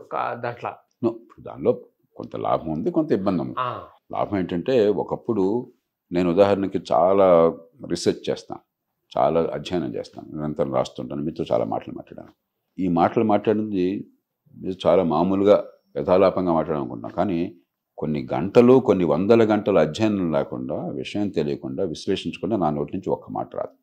దానికోసం నేను నెలకు 30 రోజులు ప్రయాణం చేసేవాడిని ఆ రోజులు. ఇప్పుడు నెలకు 10-12 రోజులు ప్రయాణం చేస్తున్నాను. టైం ఉండేది కాదు. నేను అందుకే నిరంతరం పుస్తకాలు చదవటం, విమానంలో అంటే విమానంలో రాస్తుంటాను, ట్రైన్లో ఉంటే ట్రైన్లో కూర్చొని రాస్తూ ఉంటాను రిమాండ్ వెళ్తున్నప్పుడు, కారులో ఉంటే కారులో చదువుతాను, అలాగా నిరంతరం చాలా కష్టపడేవాడు. మరి పుస్తకాలు ఏ పుస్తకంలో ఏముందో జ్ఞానం అంత తేలిక కాదు. అసలు నా నోటి నుంచి మాట వస్తే అబద్ధం కాకూడదు, పొరపాటు తెల్లకూడదు, నాకు పట్టుదల. నా వల్ల ఎవరు కూడా నష్టపోకూడదు, లేకపోతే మరి వాళ్ళు మిస్లీడ్ కాకూడదు, నాకు గట్టిగా పట్టుదల. ఆ రోజుల్లో చాలా కష్టపడాల్సి వచ్చేది. రకరకాల పుస్తకాలు, దీనికోసం ఈ పుస్తకం, అది ఎక్కడుందో ఎత్తుక్కోవాలి, మళ్ళీ ఓ పుస్తకం ఉందో తెలిసిన ఆ పుస్తకం గుర్తుండాలి, ఆ పుస్తకం ఎక్కడో ఎత్తుక్కోవాలి. ఇప్పుడు మీరు బటన్ నొక్కితే టకామని ప్రపంచంలో ఉన్న జ్ఞానం అంతా, అమెరికా అధ్యక్షుడో, ఇండియా ప్రైమ్ మినిస్టరో, తెలంగాణ ముఖ్యమంత్రిలో, మీరు నేను ఏం తేడా లేదు, అందరికీ జ్ఞానం. కాదు, అది గొప్ప విషయం. సరే, కొంచెం సోమరితనం కూడా రావచ్చు. ఒకప్పుడు మేమందరం చిన్నప్పుడు ఎక్కాలు 20 ఎక్కాలు, నాకు 20 దాకా 3వ తరగతిలో 6 ఏళ్ల వయసు కల్లా నాకు వచ్చేసింది. ఈవేళ పిల్లల్ని 9 ఎందులు ఎంతంటే చెప్పలేరు. కొంత నష్టమైనా పెద్ద నష్టం కాదు.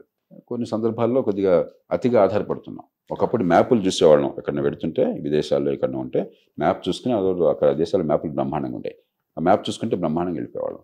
ఇప్పుడు మ్యాపే మర్చిపోయాం, జీపీఎస్ లేకపోతే హైదరాబాద్లో కూడా పక్కకి వెళ్ళడం కష్టం. కాబట్టి కొంత ఆధారపడుతున్నాం టెక్నాలజీ మీద. కానీ టెక్నాలజీ ఇంటికి వచ్చినప్పుడు మ్యాప్ పెట్టింది సార్, నాకు మ్యాప్ పెట్టేస్తూ వచ్చేసినాను. కాబట్టి అది సౌలభ్యం ఉంది, అది నష్టం అని నేను అనుకోను. కానీ కొంచెం పూర్తిగా దాని ఆధారపడకుండా ఈ మధ్యకాలంలోనే ఈ అమెజాన్ వాళ్ళది ఈ AWS ఏదో అంటారు, అది కొంచెం ఫెయిల్ అయిపోయింది ప్రపంచంలో. ఒక్కసారిగా ప్రపంచంలో చాలా ఇంటర్నెట్ కనెక్షన్స్ అన్నీ కొలాప్స్ అయిపోయాయి. అలాంటిది రేపొద్దున పెద్ద ప్రమాదం వస్తే ప్రపంచం ఏమవుతుందన్న భయం కూడా ఉంది. బట్ అది వదిలేస్తే టెక్నాలజీ వల్ల మనకి ఏంటంటే అది వరకు చాలా కష్టపడి చేసేప్పుడు సులభం అయిపోయింది, దాన్ని ఉపయోగించుకోవాలి. అయితే ఇప్పుడు మీ గవర్నమెంట్ పరిపాలన గురించి మీరు చెప్పండి సార్, ఎట్లుంది? సెంట్రల్ ఆయన మోడీ సార్ ఎట్లా చేస్తుండే, ఇక్కడ రేవంత్ సార్ ఎట్లా చేస్తుండు? నాకు పరిపాలన ఉన్న వాళ్ళంటే నాకు చాలా సానుభూతి. ఎక్కడైనా సరే, ఏ రాష్ట్రమైనా దేశమైనా కూడా బయటను కూర్చుని గడ్డలేయడం చాలా తేలిక. పరిపాలన ఉన్న వాళ్ళు 3 చాలా కష్టమైన పనులు చేయాలి. 3. ఒకటి, ఎప్పుడు కూడా ఒక మనిషికి కానీ, ఒక సంస్థకు కానీ, ఒక దేశానికి కానీ ఆశలు అపరిమితం, కళలు బోళ్ళు ఉంటాయి, డబ్బులు పరిమితం. ఇంట్లో కూడా అంతేగా, అంతే కదా సార్. మన ఆశలకు అంతం లేదు కదా. మన టాటా బిర్లా లెవెల్ ఆశలు ఉంటాయి మనకి, మనకున్న డబ్బు ఇది. కాబట్టి పరిమితమైనటువంటి వనరుల్ని అపరిమితమైన ఆశలకి ఎలా సంధానం చేయాలి, ఏది ముఖ్యం ఏది కాదు. ఇప్పుడు మీకు ఇష్టపడేది నేను కాదు అన్నాను అనుకోండి, మీకు కరమంటే కప్ప కోపం, ఇడమంటే పాము కోపం. కాబట్టి కానీ సంధానం చేయాలి, ఒప్పించాలి. మొట్టమొదటి చాలా కష్టం. ఇంట్లో కుటుంబంలోనే 4 ఉంటే కుటుంబ సభ్యులు డబ్బు దీనికి పెట్టాలి దానికి పెట్టాలి తనుకుంటారు. పావలా అని ఒక నాటకం వచ్చింది, గణేష్ పాత్రలో కానీ రాశాడు. ఒక పావలా దొరుకుతుంది ఒక పేద కుర్రోడికి, నిరుపేద కుటుంబం ఆ రోజుల్లో. అక్కడ తల్లి, తండ్రి, బిడ్డ, డబ్బు పావలా దొరికిన బిడ్డ, తాత, వీళ్ళందరూ ఆ పావలా దేనికి ఖర్చు పెట్టాలో పెద్ద వాదన. తాతకేమో నాకేదో నల్ల ముందు ఏదో కావాలంటాడు, తల్లి ఇంకోటి ఏదో కావాలంటాడు, తండ్రి సారా ఏదో కావాలంటాడు, బిడ్డ ఇంకోటి. చివరికి ఆ పావలా కోసం ఆ బిడ్డను చంపేస్తారు. దాన్ని తోడటం అంటే విభిన్న ప్రయోజనాలు, ఆశలు ఉన్నప్పుడు, పరిమిత వనరులు ఉన్నప్పుడు, కుటుంబంలో ప్రేమానుబంధాలు ఉన్నా కూడా కొన్ని సందర్భాల్లో నాటకం కాబట్టి నాటకంగా రాశారు. కానీ నిజమైన సందర్భం మనిషిని చంపేస్తామని కాదు. అలాంటిది ఇన్ని లక్షల మంది, కోట్ల మంది, బంధుత్వం లేదు, ముక్కు మొహం తెలియదు, ఇందరు అవసరాలను సమన్వయం చేయడం ఆషామాషి కాదు. రెండోది, ఇందాక అనుకున్నాం, ఇన్ని కులాలు, మతాలు, వర్గాలు, ప్రాంతాలు, భాషలు ఇన్నున్న దేశంలో, రాష్ట్రంలో మీ ప్రయోజనం వేరు, మీ ప్రయోజనం వేరు, ఆయన ప్రయోజనం వేరు, సమన్వయం చేయాలి. ఒకటి నాకు రిజర్వేషన్ కావాలంటుండే, ఇంకోటి నాకు కావాలంటుండే, మరొకటి నాకు వద్దు అంటుండే, మరొకటి ఇంకోటి అంటుండే. మరి కరమంటే కప్ప కోపం, ఇడమంటే పాము కోపం. మళ్ళీ సమన్వయం చేయాలి. మరి చేయాల్సిన బాధ్యత వాళ్ళే కదా సార్. అంతేగా. ఇప్పుడు పెద్దన్న పాత్ర ఎవరిదుంటే, కుటుంబంలో పెద్దలు కావచ్చు, తల్లిదండ్రులు కావచ్చు, ప్రభుత్వం నడిపేవాళ్ళు కావచ్చు. మూడోది, ప్రతి మనిషికి ఈవేళ అర్జెంటుగా అవసరాలు, ఆశలు ఉంటాయి, కానీ రేపు భవిష్యత్తు ఉంటుంది. రేపు మంచి కోసం ఇవాళ కొంచెం అదుపు చేసుకోవాలి. అప్పు చేసి పప్పు కూడా తిన్నాను, పిల్లల మీద అప్పుల భారం పెంచాను, రేపు పొద్దున ఆస్తులు పెంచుకుంటే అప్పులు మించిపోయాను, కుటుంబం నాశనం అయిపోతుంది. కానీ ఇవాళ ఏదో సినిమా చూడాలని ఆశ ఉంటుంది, ఇంకోటి చేయాలి. పిల్లలు ఉన్నారు, నాన్న నువ్వు కొంచెం టైంకి నిద్రపో, వెళ్ళి బయటికి వెళ్ళి కొంచెం ఆటలాడుకో, వ్యాయామం చేసుకో, నువ్వు కొంచెం క్రమశిక్షణ పాటించంటే నాన్న ఐ హేట్ యూ అని వెళ్ళిపోతాడు తలుపు మూసేసి. ఎందుకని ఆ మూమెంట్లో ఆ టీవీ చూడాలంటుంది, ఆ మూమెంట్లో నిద్ర లేకుండా అది పిల్లలతో సరదాగా ఆడుకోవాలంటుంది. కానీ ఆ పిల్లల్ని ప్రేమించేవాళ్ళం కాబట్టి ఈవేళ క్షణికమైన ఆనందం పొందడం అవసరమే, కానీ రేపొద్దున మంచిగా అది వ్యతిరేకం కాకూడదు. సమన్వయం చేయాలి. అంటే ఇప్పుడు మీరు చెప్పిన 3 అంశాలు వీళ్ళు కరెక్ట్ చేస్తున్నారు sir, Revanth sir, Modi sir. కాబట్టి ఇది చాలా కష్టం. ఆ నేపథ్యంలో వాళ్ళు అర్థం చేసుకోవాలి. అదే సమయంలో ఎన్నికల్లో గెలవాలి. సార్ ఎవరు అర్థం చేసుకోవాలంటే మనం అందరం విమర్శించేటప్పుడు నిర్మాణాత్మకంగా విమర్శించాలి తప్ప ఊరికే బూతులు తిట్టడం ఉపయోగం లేదు. అప్పుడు వీడి నుంచి వాడి మంచిగా ఉన్నారు సార్. మన రేవంత్ రెడ్డి సార్ అన్ని చెప్పిండు, ఆయన విమర్శిస్తున్నాం. ఆయన 6 పథకాలు చెప్పిండు, 6 చేస్తలేవు అని చెప్పేసరికి తప్ప సార్ అది? అసలు ఆ పథకాలే తప్పు. గది నేను చెప్పేది. ఇప్పుడు తప్పేంటంటే సంక్షేమం అవసరం, ఆకలి కొన్నవాడికి కడుపు నడిపోతే ఎట్లాగా. కానీ సంక్షేమం పేరుతో రేపటిని మర్చిపోయి అప్పు చేసి పప్పు కొడి తింటే పేదరికం పోట్ల బేదలుగా మిగిలిపోతున్నారు. కాబట్టి మూలం తప్పు జరిగితే అక్కడ జరిగింది. అది జరిగిన తర్వాత ఆయన చేతులు కొంచెం కట్టేసినట్టు. తెలంగాణ చాలా సంపన్న రాష్ట్రం, దేశంలో అత్యధికమైన తలసరి వేద. ఎందుకంటే గొప్ప మహానగరం. మన అదృష్టం కొద్దీ ఏ పార్టీ ఏ ప్రభుత్వం ఉన్నా కూడా 30-40 ఏళ్ళుగా ఈ సిటీని కాపాడుకున్నాం. నాశనం చేస్తున్నాం ట్రాఫిక్ వాటితోనూ, కానీ ఆర్థికంగా సిటీ పెరిగేందుకు కొన్ని మౌలిక సదుపాయాలు, కొన్ని పెట్టుబడులు రకరకాలు ఉన్నాయి. ఎప్పుడైతే చిన్న రాష్ట్రంలో పెద్ద నగరం నుంచి ఇక్కడ తరగని గని ఉందో ఆర్థికంగా ఈ స్టేట్ బాగున్నది. మరి ఈవేళ జీతాలు ఇవ్వనట్లనే పరిస్థితికి వచ్చారు మీరు. ఎంతో మంచి ఉద్దేశంతో ఆరోగ్యశ్రీ పెట్టాం. ఒక 8,000 కోట్లు 10,000 కోట్ల బకాయిలు ఉన్నాను విన్నాను ఆరోగ్యశ్రీకి. ఫీ రీయింబర్స్మెంట్ ఉంది. 10,000 కోట్ల బకాయిలు ఉన్నాను విన్నాను. చాలా కాలేజీలు మూతపడే పరిస్థితికి వచ్చిన ఏం చేయాలో తెలియక నిజాయితీగా ఉండేవాళ్ళందరూ కూడా. మరి ఇదంతా జరుగుతుంది తప్పు, ఆయన తప్పే. కానీ ఇప్పుడు ఆయన మీద భారం పెడితే ఇప్పుడు ఆయన సంతకం పెట్టి మార్చేది కాదు ఇది. మరి ఎవరు చేస్తారు ఇది? కానీ మన అందరం కూర్చుని పార్టీలకు అతీతంగాను పార్టీల లోపల పడి కూర్చుని ఏ రకంగా దీన్ని ఆర్థిక పరిస్థితిని గట్టెక్కించాలి, భవిష్యత్తుని కాపాడాలి. ఈవేళ రాజకీయం పబ్బం గడపడం, జూబ్లీస్ ఎన్నిక ఉంది, ఆ ఎన్నికలు ఎట్టకొట్ట గెలవాలి, దానికోసం ఏదన్నా చేద్దాం, రాష్ట్రం నాశనం అయితే పర్లేదు, ఎట్లా దాని నుంచి బయటపడాలి. వాళ్ళు బయటపడుతుంటే మనం దాన్ని కొంచెం సానుభూతి అర్థం చేసుకోవాలి. మనం ఏం చేస్తున్నాం, ఎక్కడ దొరికితే అక్కడ కొట్టడమే వాడు తిట్టడం. మోదీ గారు ఉదాహరణకి వ్యవసాయ చట్టాలు తీసుకొచ్చారు. 3 అద్భుతమైన చట్టాలు. ఆ 3తోనే అద్భుతాలు జరగవు, కానీ 3 మంచి చట్టాలు. రైతు మనసున్న ప్రతివాడికి తెలుసు ఆ సంగతి. ఎన్ని అబద్ధాలు ఆడాం, ఎన్ని గొడవలు చేసాం, ఎంతగా రైతులు రెచ్చగొట్టాం. ఆ చట్టాలు నాకు తీసుకుపోయినారు. నష్టం వరకు మోదీ గారిగా వ్యవసాయం చేయడు కదా, వ్యవసాయం మీద ఆయన ఆధార పెట్టలేదు కదా, వ్యవసాయం చేసే రైతులందరికీ నష్టం. కాబట్టి మనం ఏంటంటే రాజకీయానికి ఎన్నికల్లో గెలవటము, అవతలాన్ని తిట్టడము, బదనాం చేయటమే లక్ష్యంగా తయారైపోయింది. దేశం భవిష్యత్తు కాపాడము, రాష్ట్ర భవిష్యత్తును కాపాడము, అందరి ప్రజలను సమన్వయం చేయడం, పరిమితమైన డబ్బును సద్వినియోగం చేయడం, ఇవన్నీ పక్కన పెట్టేశాం. కాబట్టి తప్పులు జరుగుతున్నాయి. దానిలో ఏంటంటే జాతీయ స్థాయిలో ఆర్థికంగా కాస్త జాగ్రత్తగా ఉండటం కోసం గట్టి ప్రయత్నాలు జరుగుతున్నాయి. మోదీ గారి మీద ఎన్ని విమర్శలు చేయొచ్చు, కానీ కాస్త డబ్బులు వృధా కాకుండా ఉన్న డబ్బు పరిమితంగా జాగ్రత్తగా పొదుపరితనం పాటించి అటు సంక్షేమాన్ని ఇటు అభివృద్ధిని 2 కాళ్ళ మీద నడిపిస్తూ పెట్టుబడులు పెంచే ప్రయత్నం జరుగుతుంది. ఆ మేరకు అభినందించాలి. ఇక్కడ చాలా రాష్ట్రాల్లో తెలంగాణతో సహా రేపన్నది లేనట్టుగా డబ్బులు దుబారా ఖర్చు. ఏం మాట్లాడినా 10,000 కోట్లు, 30,000 కోట్లు, 50,000, అసలు సున్నాలకు అంతం లేదు. ఎన్ని సున్నాలున్నా మనం గుర్తు 2 సున్నాలు మాట్లాడుతున్నాము. ఆ డబ్బు ఎందుకు పోతుందో ఏం అర్థం కాకుండా పోయింది. సంక్షోభంలో పడుతున్నాం. అయితే కొన్ని మంచివి ఏంటంటే తెలంగాణలో 30-40 ఏళ్ళ నుంచి చంద్రబాబు నాయుడు గారి ప్రభుత్వం కావచ్చు, రాజశేఖర గారి ప్రభుత్వం కావచ్చు, కేసీఆర్ ప్రభుత్వం కావచ్చు, ఇప్పుడు కావచ్చు, హైదరాబాద్ నగరాన్ని కొంచెం కాపాడుకుందాము, ఇది తరగని గని, ఈ నగరం భవిష్యత్తును కాపాడుదామని చెప్పిన ఆలోచన ఉంది. ఒకరినొకరు వాళ్ళు చేసిన వ్యాపారాన్ని వీళ్ళు అలా ప్రయత్నం జరగట్లేదు. ఆ మేరకు మంచిది, దానికి అభినందించాలి. కానీ ఆర్థికంగా కనుక మనం రాష్ట్రాన్ని కాపాడుకుంటే, కొంచెం క్రమశిక్షణ పాటిస్తే ఇప్పటికి కూడా ఈ సంకటం నుంచి బయటపడగలం. వీళ్ళు కులాన్ని బాగా ఎంకరేజ్ చేస్తాం సార్, వాళ్ళ కులం వాళ్ళనే పెట్టుకుంటారు మొత్తం హిస్టరీ అంతా. ఈయనేమో మొత్తం రెడీ సమాజం, ఆయనేమో మొత్తం వెలమ సమాజం. ఇదేం సార్, ఇది అర్థమైతే వాళ్ళకు తెలుసలేదా ఏంది? అంటే 2 విషయాలు. ఆ కులం పేరు వాడి, ఆ కులంలో సామాన్యుల్ని నిచ్చెన మెట్లుగా వాడి వాళ్ళు నెత్తినెక్కి తొక్కుతున్నారు. కానీ ఆ కులానికి ఏం చేయట్లేదు. అది రెడ్డి కులం పేరుతో ఉన్నవాళ్ళు రెడ్లందరికీ న్యాయం చేశారనుకుంటే మీరు చాలా భ్రమగా ఉన్నారు. 190 మంది రెడ్డి అట్లానే ఉన్నారు. ఆ రెడ్డి పేరుతో కొందరు అధికారులు, కొందరు రాజకీయంలో ఉన్నవాళ్ళు, కొందరు వ్యాపారులు కొంత అదనంగా లాభం సంపాదించవచ్చు అంతే. అలాగే వెలమ కులం కావచ్చు, అలాగే కమ్మ కులం కావచ్చు, అలాగే మరో కులం కావచ్చు. కులాన్ని కులం అనగానే పూనకం వస్తుంది కాబట్టి ఉపయోగించుకుంటున్నారు. అలాగే వేరే కులాలను కూడా జూబ్లీస్ ఎలక్షన్ ఉన్నాయి, వాళ్ళ పేపర్లో చూశాను నేను. కమ్మ సంఘాలన్నీ ఏదో కలిసినాయట, మద్దతు. ఇంకో విషయం కూడా తెలుసు నాకు అనవసరం ఎవరేంటుంది అంటే ఎంత ఎంత అసహ్యంగా ఉన్నది. ఎంత వల్గర్గా ఉన్నది. ఒకప్పుడు కులం ప్రస్తావన తెస్తే చాలా తప్పు అనేటువంటి ఒక ధోరణి ఉండేది ఈ దేశంలో.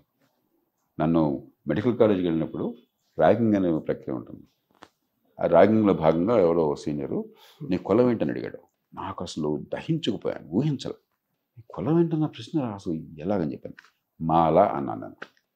ఇలా కుర్చీలో కూర్చున్నాను, ఎదురు సోఫా కాదు కానీ. అక్కడ దిగు అన్నాడు, నేను దిగను అన్నాను. బాగా పొట్టాడు, మాట అయింది. నాకు దాదాపుగా అసలు పట్టణానికి ఆగ్రహం వచ్చింది. అలాంటి సమాజం నుంచి వచ్చాము. కులం అన్న ప్రస్తావనే చాలా తప్పు అన్న భావన నుంచి. ఆ రోజుల్లో కులం అనే ప్రస్తావన ఉండకూడదు, కులం పేరు ఉండకూడదు అని చెప్పి కులం పేరు తీసేవాడు, ఇంటి పేరు తీసేవాడు. ఇంటి పేరు మళ్ళీ కులాన్ని సూచిస్తాను, అందుకని నేను ఎప్పుడు ఇంటి పేరు పెట్టుకోను. నా పాస్పోర్ట్లో కూడా జయప్రకాష్ నారాయణ అని ఉంటుంది, నా అధికారిక డాక్యుమెంట్స్ కూడా జయప్రకాష్ నారాయణ ఉంటుంది. కొన్నిసార్లు ఇంటర్నేషనల్ టికెట్లో తీసుకున్నప్పుడు సర్నేమ్ అని అడుగుతారు, సర్నేమ్ లేదు నాకు, మళ్ళీ జయప్రకాష్ నారాయణ పెట్టమని చెప్పారు. అందుకని జయప్రకాష్ నారాయణ ఉంటుంది. ఎందుకని? ఇంటి పేరుంటే మళ్ళీ కులాన్ని సూచిస్తుంది ప్రత్యక్ష పరోక్ష భావంతో. అది అలాంటి ఆదర్శవాదం ఈ దేశంలో మన తెలుగునాట రాజ్యమైనది. అలాంటి చోట ఇవాళ కులానికి పార్టీకి పూర్తిగా మిళితం చేసేసి కులం పేరుతో సమాజాన్ని విభజించి జనాన్ని మూర్ఖుల్ని చేసి పొద్దునుంచి సాయంత్రం కులం గురించే ప్రస్తావన తీసుకొచ్చి మన బిడ్డలను అవమానిస్తున్నాం. ఆ కులానికి పిల్లల్ని పరిమితం చేయటువంటి ఆ బిడ్డలను అవమానిస్తున్నట్లేక. కాబట్టి యువతను నేను కోరుతున్నా, మీ భవిష్యత్తు కోసం, ఆదర్శం కోసం కాదు, మీ భవిష్యత్తు కోసం ఏది మీకు లాభం అది ఆలోచించండి. వ్యక్తులుగా మీకు ఏది వల్ల మంచి జరుగుతుందో. నీకు ఒక మంచి టెక్నాలజీ వాళ్ళకి వస్తువు కొంటున్నావు, నా కులవాడు కదా అని పనికిరాని వాచుకుంటే నాకు నష్టం కదా. లేకపోతే మంచి మొబైల్ ఫోన్ కొంటున్నావు, నా కులవాడు అమ్ముతున్నాడు కదా అని చెప్పి చెత్త మొబైల్ కొంటే నష్టం కదా. ఇంట్లో అనారోగ్యం వచ్చింది, అబ్బాయికి ప్రాణాపాయ స్థితిలో ఉన్నాడు, నా కులవాడు కదా డాక్టర్ దగ్గర పోతే ప్రాణం చేస్తే సంతోషమా? లేకపోతే అమ్మాయికి చదువు కావాలా, నా కులవాడు కదా పట్టుకో సాక్షాత్కారాన్ని గాడి దగ్గర పంపిస్తే అమ్మాయి అయిపోతుంది. అది అర్థమయ్యేట్టుగా చేస్తే ఖచ్చితంగా కులం పోతుంది. కులం అన్నది చెమ్మరసు కృష్ణదేవరాయల ఆస్థానంలో మంత్రిగా ఉండేవాడు కదా, ఆయన గురించి చెప్తారు, చాలా విజ్ఞుడు ఆయన, గొప్పవాడు. ఒక గీత ఉంటే పలక మీద చెరపకుండా ఎట్ట చిన్నది చేస్తా ఉన్నట్టు వెంటనే ఇంకా పెద్ద గీత గీసాడు. కులం భావం ఎంతో కొంత సమాజంలో చాలా మందిలో ఉంది. ఎందుకంటే ఆ వాసన అంత తేలిగ్గా పోవు, టైం పడుతుంది. ఎందుకంటే పెళ్ళిళ్ళు ఆ కులాల్లో జరుగుతున్నాయి, అది సమాజంలో చూద్దాం ఏం జరుగుతుంది.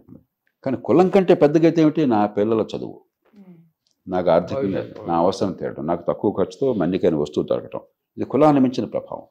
అది అర్థమయ్యే వ్యవస్థ నిర్మాణం చేస్తే కులం ప్రభావం తగ్గుతుంది. అది చేయకుండా ఈ ప్రభుత్వాలు, ఈ పార్టీలు కులం చుట్టే సమాజాన్ని నిర్మిస్తున్నాయి, కులం చుట్టే రాజకీయాన్ని నిర్మిస్తున్నాయి. సిగ్గుచేటు. కాబట్టి మనం మేలుకోవాలి. కనీసం ఆలోచించేవాళ్ళు, కాస్త చదువుకున్న ఉన్నవాళ్ళు, యువత మేలుకోవాలి. ఆదర్శం కోసం కాదు, మీ మంచి కోసం. అది మొదలెడితే ఆటోమేటిక్గా తగ్గుతుంది. ఇప్పుడు కూడా ఆర్థిక వ్యవస్థ పట్టణీకరణలో కులం ప్రభావం తగ్గుతుంది, రాజకీయం కులాన్ని పెంచుతుంది. పక్కన రాజకీయం పెంచుతుంది, ఆర్థిక వ్యవస్థ కులాన్ని తగ్గిస్తుంది. ఈ రెండింటి మధ్య సంఘర్షణ ఉంది ప్రస్తుతం. So shall we change the topic, sir? We'll go to international. I'm speaking English also, sir. I can speak English. బ్రహ్మాండం. Yeah, we'll talk about international level, sir. నేను తెలుగు మాట్లాడతాను. You don't know, you can't understand English, sir? మాకు తెలియని భాష మనకెందుకు గొడవ? English మాట్లాడితే ఇజ్జత్ వస్తుంది సార్ బాగా. అది ఆ ఇజ్జత్తే గొడవ వచ్చింది, ఇజ్జత్తే గొడవ వచ్చింది. గొప్ప పండితుడు మనందరం మాట్లాడుకుంటున్నాం. మీరు ఒక మహాపండితుడు ఒక ఆయనతో మీరు చర్చ పెట్టారు.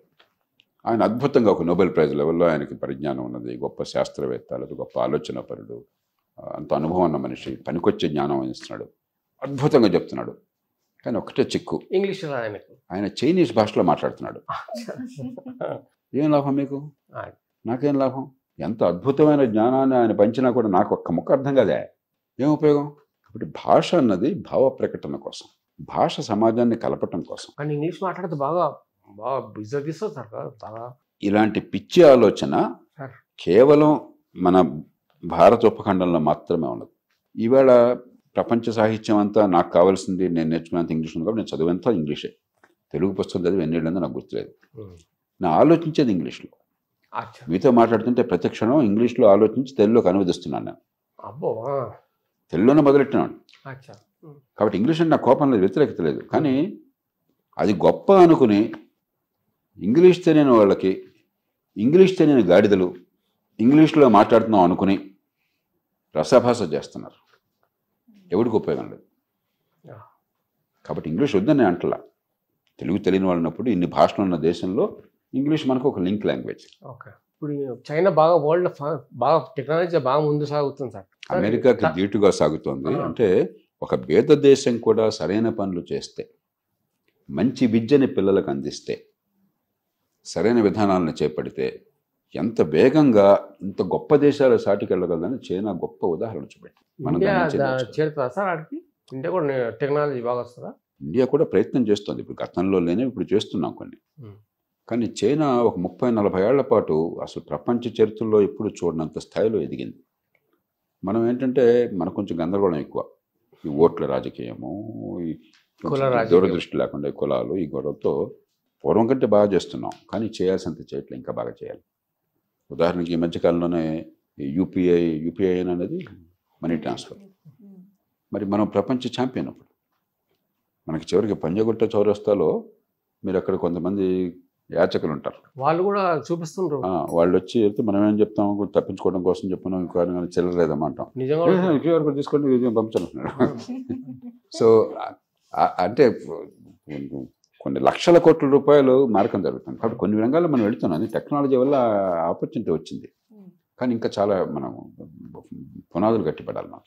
అట్లాగే మరి సమాజంలో అబద్ధాలు ఆడి ప్రజల్ని మనం మోసపుచ్చి ఏ విధానాలు కావాలో దాన్ని వ్యతిరేకంగా చేసామనుకోండి, నష్టపోతాం. మంచి పళ్ళు కావాలా, వేసే విత్తనం బట్టి కదా సింధు. విష బీజాలు నాటి అమృత ఫలాలు రావాలంటే వస్తాయా? వేసే విత్తనం బట్టి పళ్ళు వస్తాయి. మంచి విత్తనాలు వేస్తే మంచి పళ్ళు వస్తాయి. చైనా చాలా మేరకు మంచి విత్తనాలు వేసింది, మంచి పళ్ళు వచ్చినాయి, అనుభవిస్తున్నారు.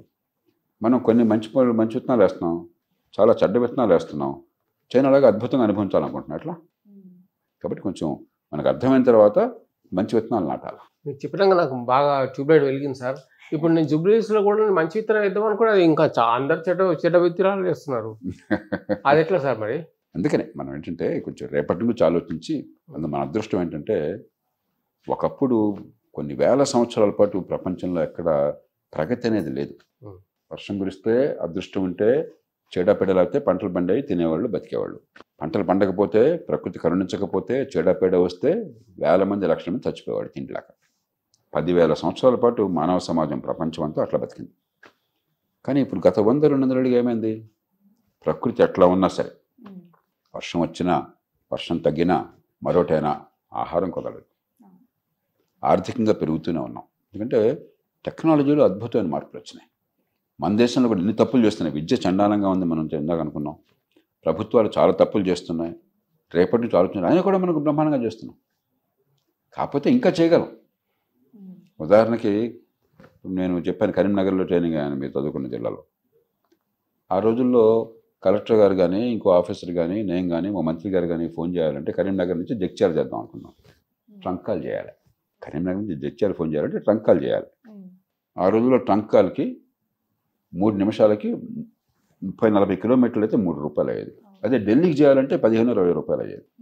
ఆ రోజుల్లో 3 రూపాయలు అని చెప్పంటే ఇవాళ 30-40 రూపాయలకు సమానం. 100 రూపాయలు కూడా కావచ్చు. అది వెంటనే వచ్చేది కాదు.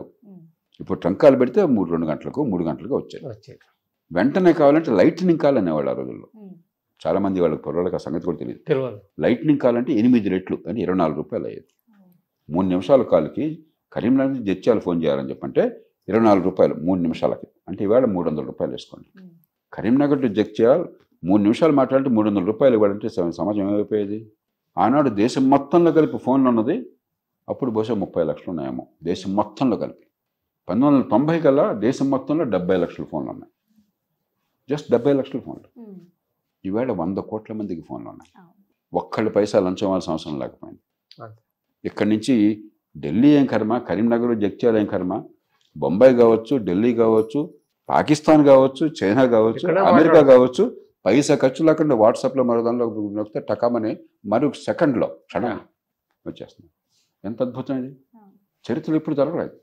ఇదంతా ఈ 30-40 ఏళ్ళలో ఒక మహాద్భుతమైన యుగంలో మనం ఉన్నాం.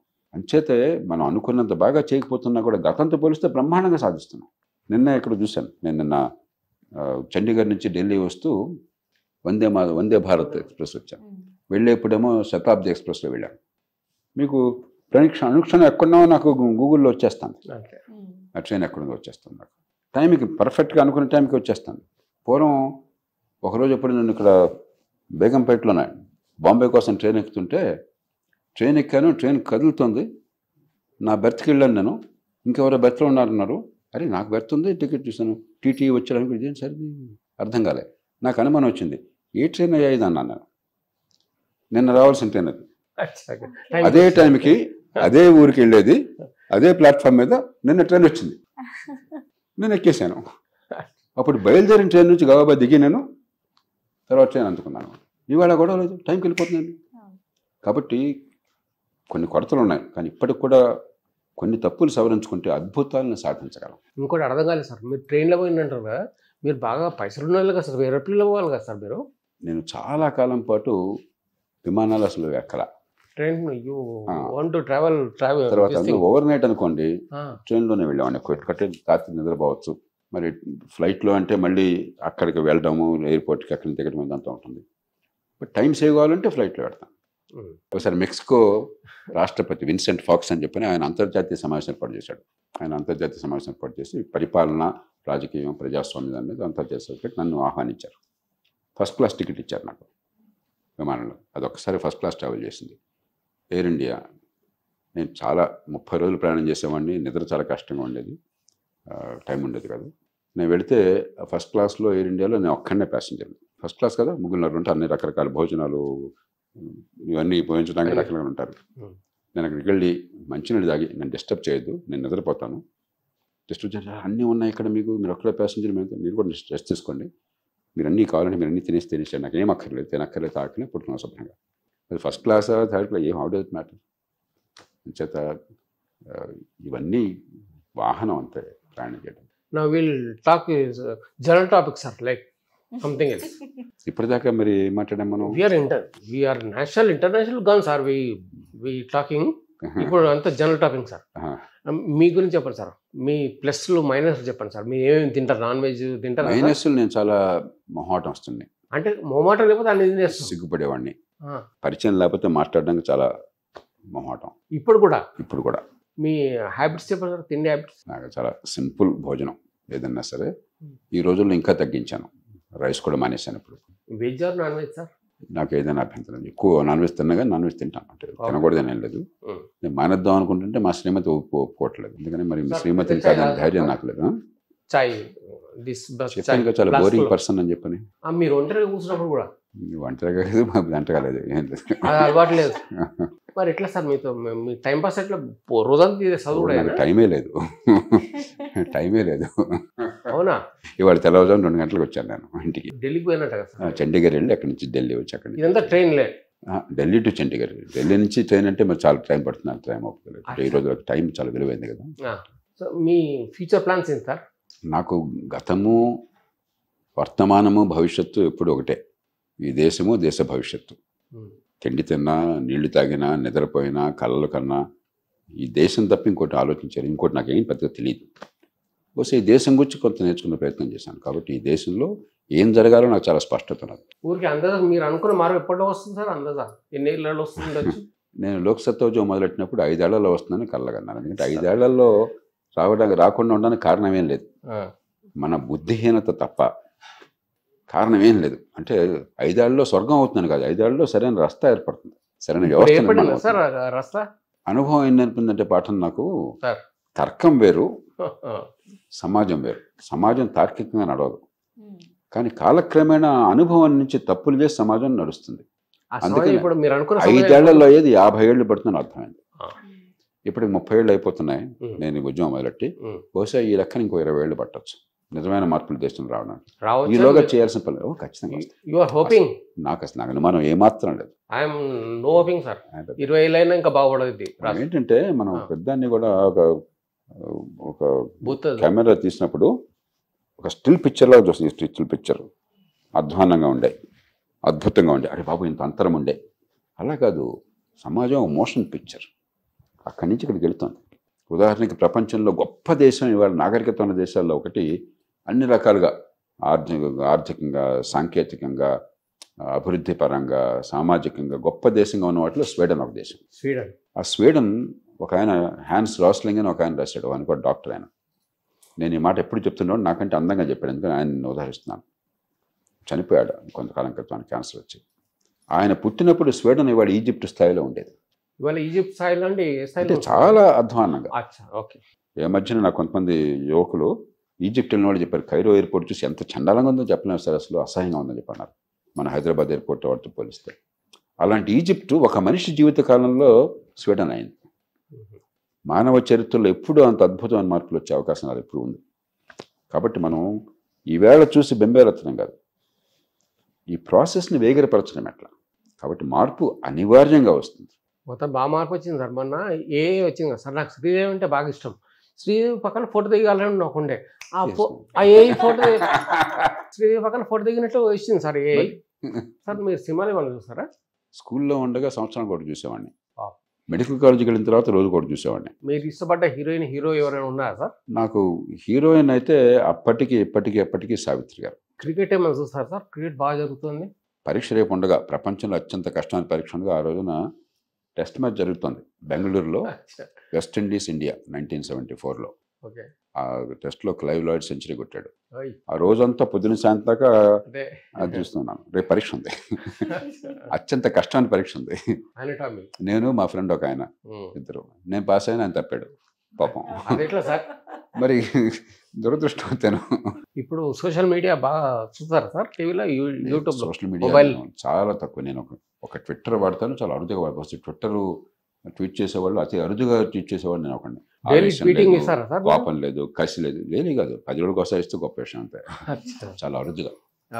అంత మిగతా సోషల్ మీడియా నాకు తెలియని కూడా తెలియదు. నా పేరుతో ఉంటాయి కానీ ఫేస్బుక్ అది నేను చెప్పినవి వాళ్ళు చేస్తారు కానీ మా వాళ్ళు చూస్తుంటారు. నేను అసలు ఫేస్బుక్ ఓపెన్ చేయడం కూడా చేస్తాను. నాకు సినిమాల నుంచి ఆయన సినిమాలు బాగా ఇన్స్పైర్ అయ్యి అంటే చూసాము, అన్ని పెరిగాం చిన్నప్పటి నుంచి. పవన్ కళ్యాణ్ గారు అంటే చాలా తక్కువ టైంలోనే ఒక మోటివ్తోని పొలిటికల్ ఎంట్రీ ఇచ్చారు అండ్ ఇప్పుడు డిప్యూటీ సీఎం అయ్యారు. సో ఆయన గురించి ఏం చెప్తారు? ఆయన కూడా సేమ్ ఒకటే మోటివ్ మీలాగే, సమాజాన్ని బాగా చేయాలి. మంచి మిత్రుడు, మంచి మనసున్న మనిషి. అందుకే రాజకీయ పెట్టుబడుతున్నట్టు నేను పూర్తి మనసారా ఆహ్వానించాను. ఎందుకంటే ఈ దేశంలో మంచి మనసు ఉన్నవాళ్ళు, ప్రజల్లో ఆదరణ ఉన్నవాళ్ళు, మన సినిమా స్టార్ల అదృష్టం ఏంటంటే రాజకీయంలో ఉన్నవాళ్ళు జనాన్ని పిలిపించుకోవాలంటే డబ్బులు ఇచ్చి, బిర్యానీ పొట్లం ఇచ్చి, సారా సిసా ఇచ్చి, మరి లారీ ఎక్కించి తీసుకురావాలి. అయినా మీరు మాట్లాడేటప్పుడు వెళ్ళిపోతుంటారు. సినిమా స్టార్లను చూడడం కోసం డబ్బులు వాళ్ళు ఇచ్చి వాళ్ళు కష్టాలపై మీ దగ్గరికి వస్తారు. ఒక అదృష్టం మన దేశంలో పరిస్థితుల్లో. అలాంటి వాళ్ళు రాజభోగాలు అనిపించే వాళ్ళు సమాజం బాగుపడాలా, ఈ సామాన్య ప్రజలు మన పోషించారు, మరి వాళ్ళ బతుకులు బాగుపడాలంటే రాజకీయం బాగుపడాలని ఆలోచనతో వస్తే మనం పూర్తిగా ఆహ్వానించాలి. కానీ ఈ దేశంలో రాజకీయాన్ని మార్చడం చాలా దీర్ఘకాలిక ప్రక్రియ, ఇది ఒక రోజులో జరిగే పని. నేను పవన్ కళ్యాణ్ గారితో కూడా చెప్పాను, ఒక 20-25 ఏళ్లుగా ఈ దేశంలో మార్పు అని ప్రత్యేకంగా అనుకుని నిలకడగా ఉంటే మీ ప్రభావం అప్పుడు తెలుగు నేల మీద ఉంటుంది, దేశం మీద కొంత మేరకు ఉంటుందని చెప్పని ఆ ప్రయత్నం చేస్తున్నందుకు సంతోషం. మరి ఆ ప్రయత్నం వల్ల సమాజానికి మేలు జరగాలని నేను మనసారా ఆశిస్తున్నాను. Nice meeting sir. I'm ending with the English sir. So giving at lot of time, more time for us meeting with you, talking with you. It's very happy and sir. తప్పకుండా. Are you feeling happy sir giving time to us? తెలుగులో మాట్లాడితే ఇంకా happy. ఎక్కడ నేర్చుకున్నారో అడగండి sir, చెప్తారు, చాలా బాగా చెప్తారు. చెప్పండి, ఎక్కడ నేర్చుకున్నారు? ఇక్కడ ఎల్లారెడ్డి కూడా అమీర్పేట ఉంది సార్. అక్కడే కదా.